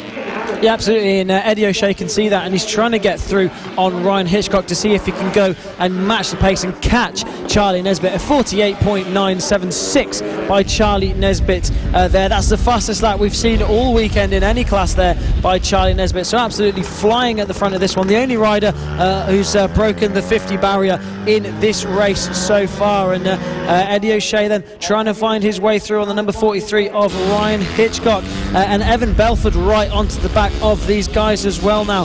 What will he be able to do about Tyrus? And there is Eddie O'Shea going up the inside of Ryan Hitchcock down into turn 4, and just says, just communicating with him there on the side, probably saying follow me so we can go and catch Charlie Nesbitt. 2.6 seconds lead he has out the front, does the number 86 of Charlie Nesbitt. But Eddie O'Shea there trying to find his way, and that's Evan Belford at the inside of Eddie O'Shea now. So Evan Belford up into 3rd place in this race on the number 52 KTM there. So Evan Belford up into 3rd. He's going to try and find his way through on the number 43 of Ryan Hitchcock. These British Talent Cup riders battling it out here at Ellough Park, and they'll be back battling it out next weekend at Silverstone. Yeah, it's a nice place to get one over on maybe one of your other rivals. Good mates in the paddock, but when you're on track you want to beat them, and here comes Evan Belford up the inside of Ryan Hitchcock, makes up 2 positions in 1 lap now. Evan Belford now finds himself in 2nd position. Ryan Hitchcock demoted to 3rd. Eddie O'Shea with a little bit of work to do currently following the pair of them, and Charlie Nesbitt is just riding off into the distance as he enters into the slingshot hairpin. 3.6 seconds up the road from anyone else, but a great move there from Belford, making up 2 positions in 1 lap, and Ryan Hitchcock and Eddie O'Shea can have to go with him, but Evan Belford is turning up the pace a little bit after 2 podiums so far this weekend. Yeah, and using every inch of track there. On the XM, that's Eddie O'Shea who's gone down, made contact with the number 43 of Ryan Hitchcock into turn 1, just had his nose taken away from him and crashes down into turn 1. You can just see the clutch lever there just hanging off that bike. He's trying to get it back on, but I don't think he's going to be getting that bike restarted and into this race. So disaster weekend really for Eddie O'Shea. Hasn't quite been able to bring it together this weekend. Like you said, had a brilliant start in the Pit Bike 140 race, climbed his way all the way up from 24th up to 5th, to then crash out and have to do it all over again. But it's all about then Charlie Nisbet at the front now. 4 seconds advantage he has over Evan Belford, and that'll probably have put a gap now between Belford and Ryan Hitchcock, because Ryan Hitchcock seemed like he just suffered from a little bit of loss of time there after that collision with Eddie O'Shea, which saw O'Shea go down. Yeah, a bit of miscommunication between O'Shea there, a bit of a half move, and Ryan Hitchcock maybe not expecting it, and Eddie O'Shea there just sitting on the side of the circuit, Lando Norris-esque there, if you've ever seen that meme, as he watching the racing from behind one of the barriers, and he'll be watching his friend Charlie Nesbitt as he makes his way around the circuit. We've got 6 laps left to go at the end of this one, and Charlie Nesbitt is going quicker and quicker now into the 48 to 48.928 on that last time around. We'll see if he can improve. The yellow flag out, of course, for Eddie O'Shea's bike on the exit of turn 1, and Charlie Nesbitt is just starting to extend that lead. He's now it's dry. He's quite happy to go out there and just see what he can do. Yeah, absolutely. Charlie Nesbitt opting not to go out in the wetter conditions earlier on in the weekend, but he can go out whenever it's dry, and he'll still be leading the championship because he's such a dominant force at the front of this Extreme 200 championship. Of course, lost the championship lead overnight to Eddie O'Shea, but he's bringing that one back today in these Extreme 200 races, and enjoying himself out there, sliding in and out of some of these corners, and just enjoying his riding whilst here in the FAB-Racing Mini Bike British Championships. And we've got Evan Belford, who's gone down that's your second place man, down and out of the race. He's gone down at the slingshot hairpin, and he's trying to get his bike restarted and back into this race. So he's crashed at the hairpin towards the end of the circuit there, trying to get his bike restarted and into this race. But it's Charlie Nesbitt still leading at the front of this one on the number 86 machine. There it is, Evan Belford rejoining into this race. He'll be rejoining into 5th place then, which is also last in this race, because that's Eddie O'Shea out of this one. So Evan Belford will be trying to regain some positions after that crash he had down at the hairpin. We've seen quite a few riders go down at that slingshot hairpin. Yeah, it's caught out a number of riders in different categories all throughout this weekend, and even in the dry conditions it seems to have caught out a couple of riders. But Charlie Nesbitt is not one of those, as he's popping a wheelie already down the back straight, and he's out there with a big lead. We've got 3.5 laps left to go in this one, and the 86 is out there on his own, enjoying himself, getting some practice time on the bike before heading to the BSB paddock next weekend. And he's circulating this Ellough Park circuit faster than anyone else we've seen this weekend so far, and doing it in some style to the point where he can even lift a tyre, and I could beat you all on one tyre, I don't even need 2. Yeah, absolutely sideways. If he's not sideways, then he's on one wheel, is the number 86 of Charlie Nesbitt out the front of this race, and really enjoying himself on that CRF 150 Honda, coming through the final corner to start with 3 laps to go, backing it into turn 1. Skids and wheelies round this circuit. There was the skids, and there's the wheelies. He goes down into turn 2. Got such an advantage that he's just enjoying himself around this circuit, and it's brilliant to watch, brilliant to see, and he's still going to be racking up points and extending his championship lead at the same time. So doing it in absolute fine style. As we look back, 12 seconds back is the number 43 of Ryan Hitchcock, who's just riding around here in a very lonely second place, with James Cook down in 3rd, Crosby in 4th, and Evan Belford trying to recover from that crash down in 5th place in this race. Just looking on your screens, the number 43 of Ryan Hitchcock, a rider who we've seen who's come up through the classes. He's come up through the mini motor classes, through the metric classes, up into the British Talent Cup, and he's been back at FAB-Racing this season, doing some LC40 Elite racing.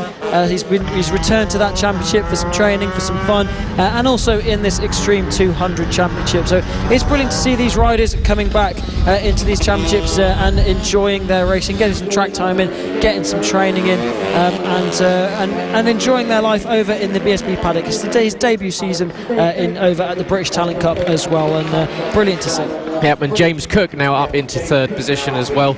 He picked up a win in the first race of the weekend after a couple of falls for some of the other riders, and he's now found himself up onto the podium. And the rider in the red leathers is currently circulating in third ahead of Harrison Crosby, and in fact James Cook closing in on Ryan Hitchcock. But we're on the final lap, the last lap flag for Charlie Nesbitt, who's been popping wheelies, sliding, jumping, doing all of that. I wonder if Marc Marquez or Valentino Rossi ever did wheelies on their way to victories in MotoGP, but Charlie Nesbitt sure does, and he puts on a great show for everyone. Whether you're here, you're listening or you're watching, it's all about Charlie Nesbitt here in the Extreme 200s. He's going to be a championship leader leaving Ellough Park, and he's doing it in some style. The 86 bike is making his way around the final stages of this last lap, and as we said in beforehand, he's here for the kids, but he's also here to have some fun, and he is coming home to pick up another win on the season. 2 more corners to go for Charlie Nesbitt into the penultimate corner. 1 more to go, rounds the final corner. Charlie Nesbitt takes the flag on 1 wheel, and what a win there. He's going to be up the road by quite a distance compared to everyone else. Straight over to Eddie O'Shea. Eddie, what happened? Yeah, Eddie coming over to have a little chat with Charlie Nesbitt. They'll be talking about what happened there, and as Eddie O'Shea looks over to his bike, so brilliant to see all these guys, and perhaps he's going to be giving O'Shea a lift back to the pits as well. So Eddie O'Shea getting that bike back started and back over to the paddock, so because he's going to be back out later in the pit bike 140s. He is, and can't wait for that. That will be the final race of the weekend, and that will be coming up very, very soon. But yeah, final race of the weekend for the Extreme 200 sees a win for Charlie Nesbitt by 12.9 seconds over Ryan Hitchcock in 2nd position. James Cook rounded out the podium in 3rd position ahead of Harrison Crosby in 4th. Evan Belford, unfortunately, going down at the slingshot hairpin out of 2nd position, comes home in 5th, and unfortunately we lost Eddie O'Shea after contact with Ryan Hitchcock earlier in the race. And the Extreme 200s will be packing off and heading off, and they'll be heading off to the BSB paddock in Silverstone in 1 week's time. They'll be back in Rower in 2 weeks here at FAB-Racing, where we'll see plenty of action for a new course. You can watch it all on FAB-Racing's YouTube or Facebook page. Listen live and watch live on motorsport.radio. And welcome to everyone watching at home and listening on motorsport.radio.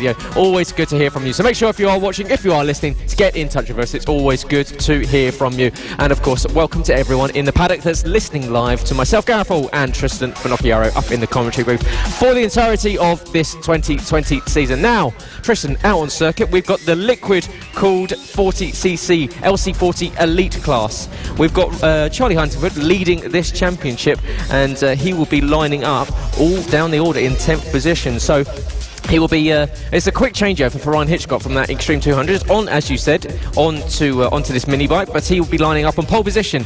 Archie O'Brien in 2nd, with Casey Sperry lining up in 4th position. Unfortunately, no Warwick Brady, so we send our best wishes to him. An injury for him in yesterday's session cost him the chance of starting today. Marco Holt, who picked up a win already this weekend, in 5th, with Luke Fitch in 6th. Archie Gibbs in 7th, with Sam Munson 8th. Josh Williams 9th, with Charlie Huntingford, championship leader, in 10th. Thorley Trevorrow in 11th, and Josh Bannisterback in 12th position. And one rider we spoke to earlier this weekend was championship leader, the 76, Charlie Huntingford. I'm finding it very fun this year because I'm starting to battle with people like Ryan and Sam and stuff, and I've never battled at the front before. And you're looking in a good place in the championship for the mini motos. Do you think you'll be able to take that win this year? I hope so, but as long as we beat Ryan in the overalls and just keep getting the wins now and then. You're so brilliant to hear from the championship leader, then number 76 of Charlie Huntingford, starting down in 10th place in this one, and we saw him climbing up through the order in race 1 to take a podium. Will he be able to do it again in this one? Well, I wouldn't bet against it at all, but it's Ryan Hitchcock he's battling with in the championship, and Ryan Hitchcock is starting in the perfect place in pole position right at the front of this one. So Ryan Hitchcock with the advantage in this one, but a run of the rider we saw do really well well earlier on was number 91 of Archie O'Brien. And Archie O'Brien, you see there lining up in second spot on the number 91 machine. He's going to be looking to try and pick up his first victory in the LC40 Elites. He was so close to it earlier on. Will he be able to do it in this race 3? We'll be finding out very shortly as they look to the lights for the final time of the weekend. It's a good start there from Archie O'Brien, who takes the whole shot down into turn 1. Brilliant start from the number 91 rider. Ryan Hitchcock slotting into second place. Charlie Huntingford making up as many positions as he can further back. You can see there on the blue bike with the yellow flashes, the number 76. Josh Bannister also in there as well. Further back, Casey Sperry in the number 20 up into third place as well. So a good start from Casey Sperry to hold that third place. Sam Munson all over the rear wheel of the number 20 of Casey Sperry in this one. Luke Fitchett and Thorley Trevorrow also further back, who we saw in the AC40 Pros earlier on. And it's Casey Sperry leading this mammoth battle for third place at the moment on this opening lap. Casey Sperry, the number 20 bike there, who we saw do really well yesterday in the LC40 Elites, almost take a win and had it snatched away from him right at the end. Yeah, on the last lap, bike issue cost him that victory. Gave it to Marco Holt, who would quite happily take it with open arms. But leading this one across the line is Archie O'Brien, ahead of Casey Sperry, with Sam Munson equally doing well. Charlie Huntingford has moved up from 10th on the grid. Had a slight wobble, a little bit of a clip into turn 1 on the first lap. As you see there, a battle between Archie O'Brien and Casey Sperry. Casey Sperry now getting up past one of the bikes, but Charlie Huntingford getting past both. So Charlie now moving up into a really strong position in this one. Archie Gibbs trying to close in on this battle as well. Archie Gibbs, of course, having a very strong race in the AC40 Pro class earlier this afternoon, and he's staying well within this battle for the fight for the win. And you can't bet against Archie Gibbs, because he's definitely got some pace on that bike. Absolutely, Archie Gibbs, who we saw earlier on take the AC40 Pro win, and doing well in the championship as well, third in that championship, and really strong around this Ellough Park circuit. But it's Archie O'Brien who's really coming into his own on this liquid cooled 40cc mini motor. Was so close to getting his first win earlier on, and he's really putting the hammer down in this one and trying to snatch that first win in this one. Charlie Huntingford now up into third place in this race. Will he be able to catch the two out the front, Archie O'Brien and Ryan Hitchcock, or will it be damage limitation for the number 76 of Charlie Huntingford? Championship leader, second in the championship, is Ryan Hitchcock, and that gap at the front shrinking this weekend. But Charlie Huntingford doing a brilliant job in this one to climb up all the way from 10th on the grid up into third in this one now, as Marco Holt goes up past Archie Gibbs. That's the battle for fourth place that's brewing, with Casey Sperry, Marco Holt, Archie Gibbs in there as well. So brilliant battles all through this field. Sam Munson as well, a bit further up the road there. He's in fourth place, with Sperry, Holt and Archie Gibbs battling it out for fifth place. Josh Williams in there as well, and also Josh Bannister looking to the inside of Josh Williams as they go through turn 2. Josh Bannister having a bit of an unlucky season so far, but back on track and hopefully enjoying his racing. Archie O'Brien then sets the fastest lap of the race on that last lap with 6 laps to go, and has 0.6 of a second advantage over Ryan Hitchcock over the line. So Archie O'Brien really flying now at the moment. The rider from Cambridge, Charlie Huntingford, still in third, and I'm not quite sure that Charlie Huntingford has the pace to be able to catch these guys. He's running around in 54s, whilst these guys at the front low 53s. Charlie Huntingford dipping into the 53s on that last lap, but not quite got the pace to be able to catch Archie O'Brien and Ryan Hitchcock, with Hitchcock setting the fastest lap of the race on that last lap. Michael Holt goes up the inside of Casey Sperry at turn 1 to take away fifth place, as they're all going side by side into turn 2. Loads of impressive moves going on here. Archie O'Brien around the outside, up the inside into turn 3. Bit of a moment as he goes through there. Josh Williams in that battle as well. Marco Holt just just trying to get through on Casey Sperry as well.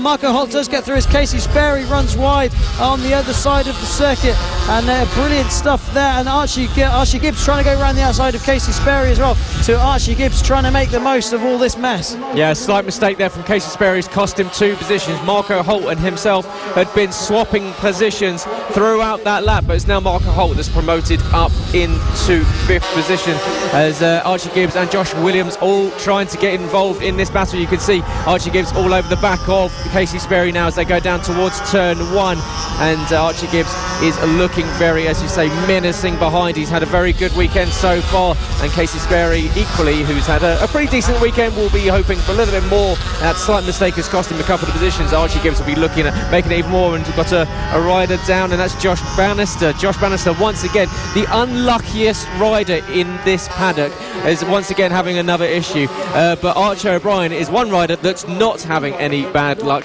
He's leading this one by, well, it was 0.8 of a second last time around. Comes up to the line. There's a yellow flag at turn 1 for that bike of Josh Bannister, so no overtaking, but he doesn't have to worry about that. He's got a 1.3 second advantage over Ryan Hitchcock, so it seems Ryan hasn't really got anything to counter this pace from Archie O'Brien. Yeah, and Ryan Hitchcock was just looking down on that back straight, so perhaps some issue there for Ryan Hitchcock as he was looking down at his bike, but still setting a good pace though with a 53.7 on that last lap, so whatever it is can't be hindering him too much, but can't quite match the pace of Archie O'Brien, the number 1 at the front of this race.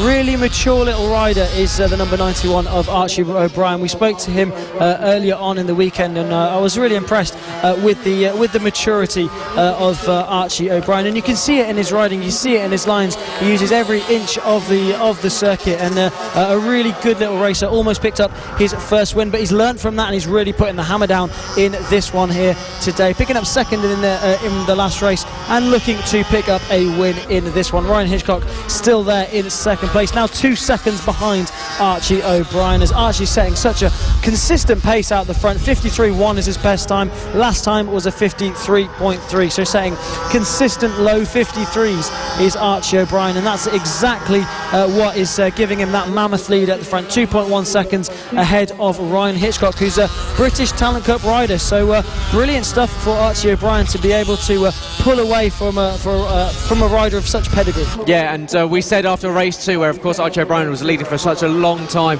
and on the last lap just left the door open for Ryan Hitchcock to send it into the penultimate corner and steal the race victory away, that he wouldn't do it again. Well, he's clearly heeded that, and he's going to take the last lap flag and lead across the line and build that gap out to 2.4 seconds. So Archie O'Brien is on his way to Victory Road and a win on the weekends here at Ellough Park, and he's doing it in style. He's just building that gap with each lap, and he was comfortably a couple of tenths faster than anyone else on circuit last time around, and just a few more corners to go for the 91 of Archie O'Brien, and the young man from Cambridge is looking nailed on for a first win on the season in this LC40 elite class. Just 4 more corners to go. He's got to navigate around this dogleg hairpin, now down to the slingshot hairpin at turn 9. Just 2 more corners after this. He's just got to keep it on 2 wheels. Archie O'Brien, what a win he's going to take if he can make the next 2 corners. A huge mark for him as he comes around the final corner, takes the checker flag. What a win, punches the air. Archie O'Brien picks up the win in the LC40 elite class. Ryan Hitchcock will come across the line in second position, Charlie Huntingford in third, but Archie O'Brien waving to camera, a well deserved win there for the 91, and you've got to think, after that disappointment in race 2, that's exactly how you come back.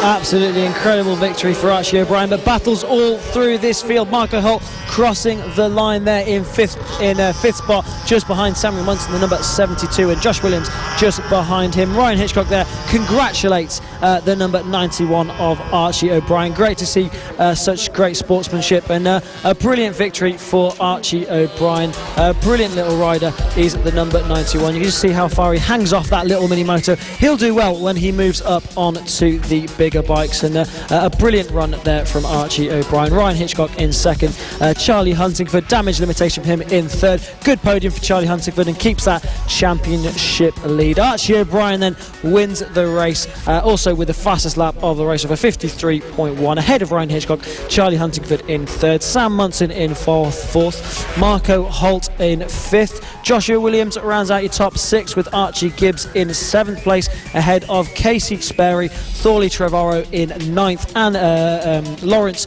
in 10th place, rounding out the top 10, the number 9 of Bailey Lawrence.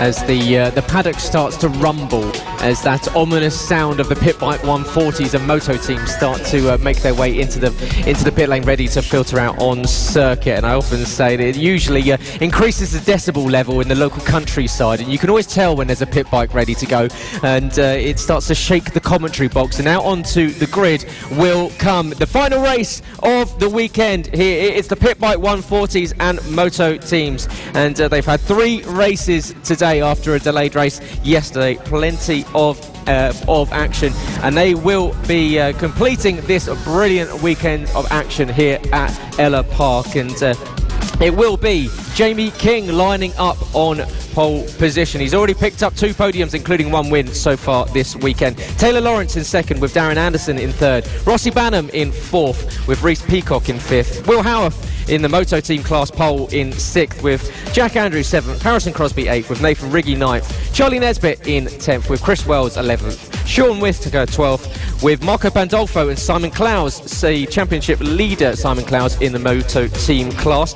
on row 7, with Callum Beach in 15th, Alistair Kinnaird 16th, Elliot Crosby 17th, with Jason Pugh in 18th, Ian Jackson in 19th, with Giorgio Scalata 20th, and then the final 2 rows of the grid is Roger Monks, Kevin Gritton, Ayana Glover and Eddie O'Shea. And we spoke to our 4th place starter, Rossi Banham, earlier this weekend. Kind of like the track because it's nice and tight and twisty. And in the pit bike 140 so far this year, it's been a bit dominated at the front by Charlie Nesbitt. Do you think you can get one on him this weekend? Hopefully. So Rossi Banham there looking to get one on Charlie Nesbitt this weekend. But aren't we all? But it's going to be Jamie King who's going to be starting from the pole position in this race. As Simon Clowes on the red, but he's got Charlie Nesbitt on his bike at the moment. So either Charlie Nesbitt having a go at the moto team class, or just keeping the seat warm there for the number 133 of Simon Clowes, or just helping him to get that bike started on the grid there. You can see Charlie Nesbitt's pit bike on the side of the circuit, and Charlie Nesbitt getting that bike started, so Simon Clowes doesn't have to do the running himself. So Charlie Nesbitt here to help out the youth, and also here to help out the not so youth of the number 133 of Simon Clowes there, and the number 86 lining back up onto his grid slot. So brilliant to see all the riders helping each other out here, but it's going to be Jamie King who starts from that pole position as they get away for their warm-up lap here for the pit bike 140s and moto team. Yeah, nice and carefully worded there about the not so youthful Simon Clowes. I'm sure he'd appreciate that one, but yeah, he is leading the moto team class. However, with 2 non-point score finishes this weekend, Will Howarth, who's returned, has now got that gap down to 4 points. So Will Howarth is now only 4 points behind Simon Clowes in the lead for the moto team class. So watch out for that one. Will Howarth looking at picking up a hat-trick of wins here in class this weekend. But it will be Jamie King looking at putting a staple on his weekend here, picking up another podium and adding to the 2 that he's already picked up. Of course, 1 in the win the first thing this morning, and of course the 3rd place finish earlier on. Taylor Lawrence will be alongside him, hoping for a better result than what we saw in race 2, where we ended seeing him running his bike to the line rather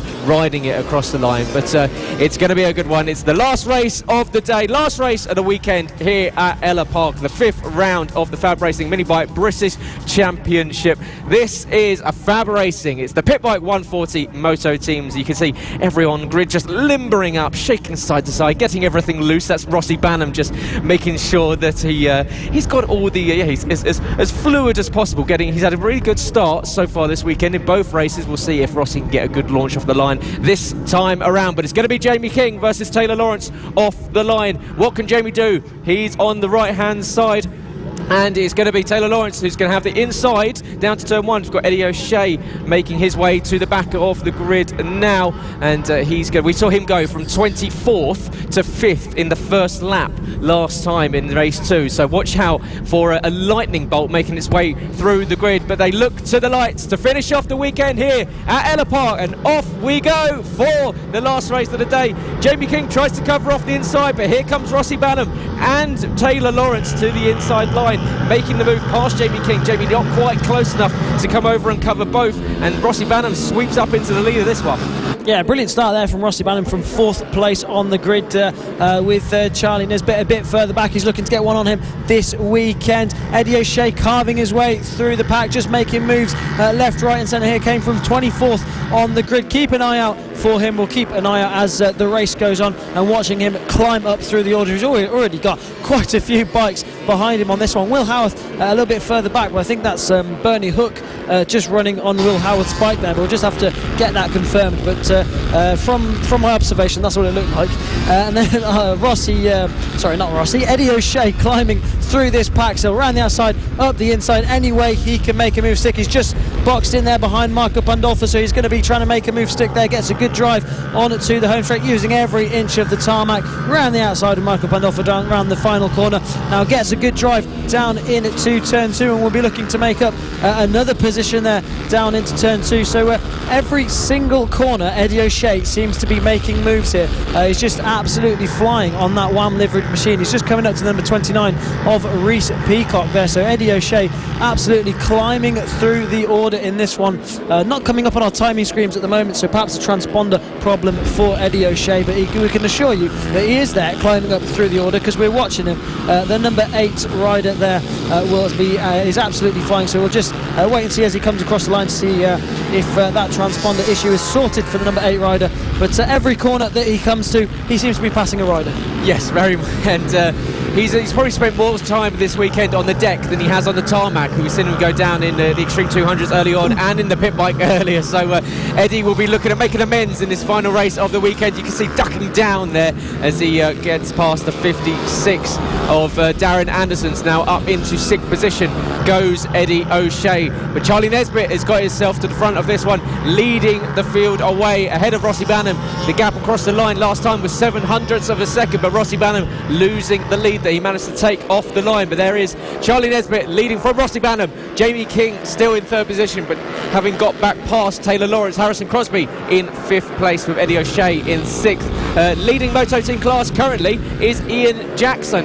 Ian Jackson leading Moto Team ahead of Alistair Kinnaird and Jason Pugh. So Jason Pugh back on current podium position. So we've currently got Ian Jackson, who is the 7 bike out on circuit, and he is finishing 2nd in the last race. He'll be looking at making that a first this time around. And Simon Clowes down in 24th position, 4th, also 5th in class in the Moto Team. So he's got a bit of work to do. Here's Simon Clowes, the 133.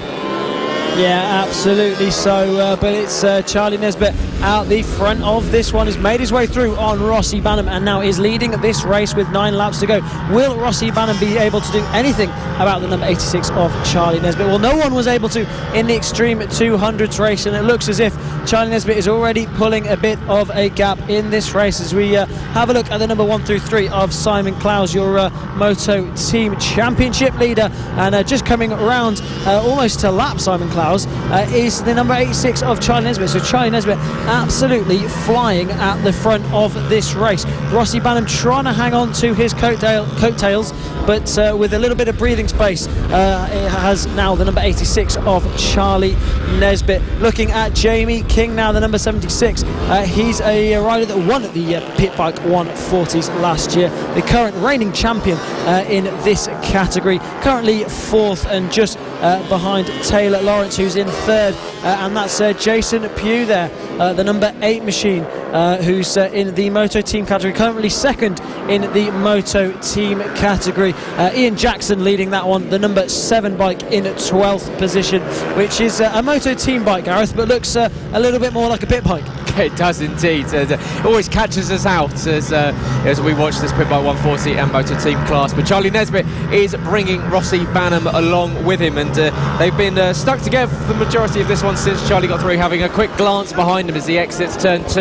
And Rossi Banham still trying to stay with the current championship leader in the pit bike 140s, and equally the same in the Extreme 200s. But Charlie Nesbitt looking very strong. Rossi Banham, however, after that brilliant start, is still staying with Charlie as they are still coming up to a couple of lapped bikes. And we've got Taylor Lawrence in 3rd position. Jamie King is in 4th. So Jamie, having dropped off of the podium, has been passed by Taylor Lawrence.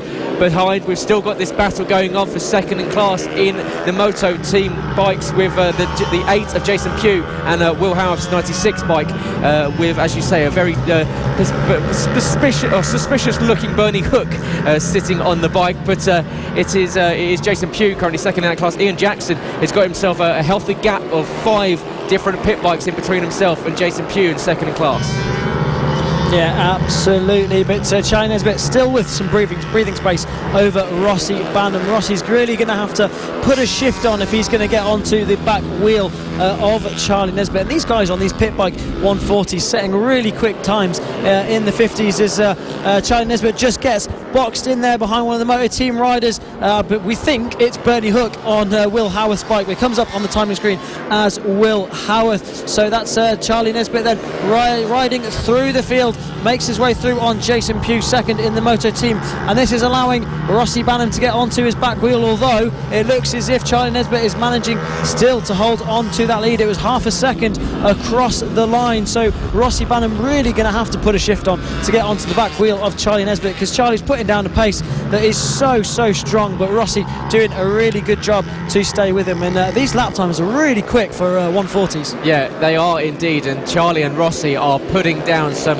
absolutely electric pace out there at the front, making their way and scything their way through the field as they come up to all the lap traffic, as there's several of the other riders on circuit that just don't have that just killer instinct that Charlie has when it comes to making his way through traffic. He uses all of the track and seems to find his way like hot knife through butter, I believe is the word, as you can see Charlie Nesbitt now fastest lap of the race, a 50.487, 0.3 of a second faster than Rossi Banham in second position. Taylor Lawrence in third. Jamie King comes across the line in fourth position. There's 3.5 laps left to go in this one. 3.5 laps left to go in this weekend here. The final race of the weekend here at Ellough Park. It's the third race, the Pit Bike 140s and Moto team. And it's Charlie Nesbitt from Rossi Banham, Taylor Lawrence in the top 3 in the Pit Bike 140s. In the Moto team, it's Ian Jackson from Jason Pugh and Will Howarth / Bernie Hook. But yeah, it is so far Ian Jackson looking very strong in this Moto team category. Yeah, absolutely. Yeah, Ian Jackson on the number 7 machine leading the Moto team race here for race 3 for the Pit Bike 140s and Moto team.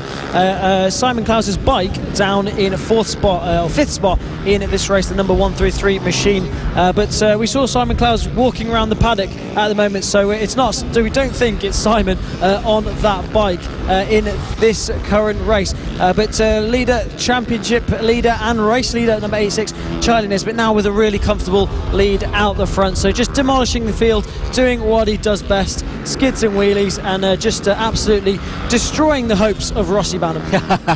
That's exactly what Charlie, I'm sure, was aiming for, but he will come up to start the penultimate lap very, very shortly. Now coming up to the slingshot hairpin for the third to final time. Rossi Banham trying to stay with Charlie Nesbitt, but not quite close enough. Charlie Nesbitt just seems to have that extra gear as he exits the final corner to start his penultimate lap of the race. He's coming up to lap the 7 of Ian Jackson, and he gets around using all of that runoff area, almost clipping the tyre wall on exit there. He's lucky that he didn't clip a toe there, but Charlie just exploring track limits as he is out there just setting times that are currently last time round he was 2 seconds faster than Rossi Banham, who got caught up a little bit in traffic. You can see has dropped well off of the pace. Ian Jackson still leading the Moto team class ahead of Will Howarth and Jason Pugh, but it could be Bernie Hook on Will Howarth's bike, but it is, however, Ian Jackson leading that class, and the Moto team are looking for his first win on the weekend as Eddie as Rossi Banham, is trying to close in on Charlie Nesbitt as they come on to the last lap of the race, the last lap of the weekend here at Ellough Park. Round 5 of the FAB-Racing Minibike British Championships. 2 weeks before we head up to West Cumbria and go to Rowrah. And ending up this weekend, it's going to be Charlie Nesbitt ending up on top, which is where we've usually seen the rider that is headed up through the BSB ranks throughout FAB. He's made the most of what this whole thing is for. It's about making your moments and making everything happen to get you up into the next step of racing. And Charlie Nesbitt is one of those riders. As you can see, several of the riders taking the last lap flag. Charlie Nesbitt coming up to the slingshot hairpin. A little bit of a wobble as he tries to navigate some of the other bikes around him, but he's got it still on 2 wheels. 2 more corners left to go. Charlie Nesbitt out of the penultimate corner into the final corner. He's going to take another win on the weekend. Up to the line comes Charlie Nesbitt, popping a wheelie. Another win there for the 86. And I would say it was to be expected, but yeah, brilliantly done there for Charlie. Yeah, I mean, I think you'd be right to say it was expected, as well as he just gives our cameraman Dan Maher a wave there. Charlie Nesbitt going around enjoying the race and just making Dan feeling a little bit special there. And this is the number 96 of it's Will Howard's bike, but we're pretty sure that's Bernie Hook on that bike. Yeah, the leathers that say Bernie on the back, and that's definitely Bernie's helmet. So Bernie Hook going round on Will Howard's GP50 machine, just to confuse us even more, running around in that Moto team race. But it was Ian Jackson that took the win in the Moto team, ahead of Will Howard / Bernie Hook, and the number 8 of Jason Pugh in third, ahead of Alistair Kinnair, and someone on number 133 of Simon Klaus's bike. So it's third race of the weekend, and they just want to play a bit of a joke on the commentators and just try and make our job a little bit extra hard. But yeah, what a brilliant race to end the weekend here, the Pit Bike 140 and Moto team class. And that is the end of the weekend here from Ellough Park. Everyone making their way back into the pit lane, popping wheelies, and just making the most of their last lap here at the circuit in East Anglia before they head off home. And yeah, quite a long way for most people. It seems to be. It felt like forever getting here, and we've got to make our way back. But yeah, what a brilliant race, weekend's racing we've had here at Ellough Park. Trystan, anything standing out for you?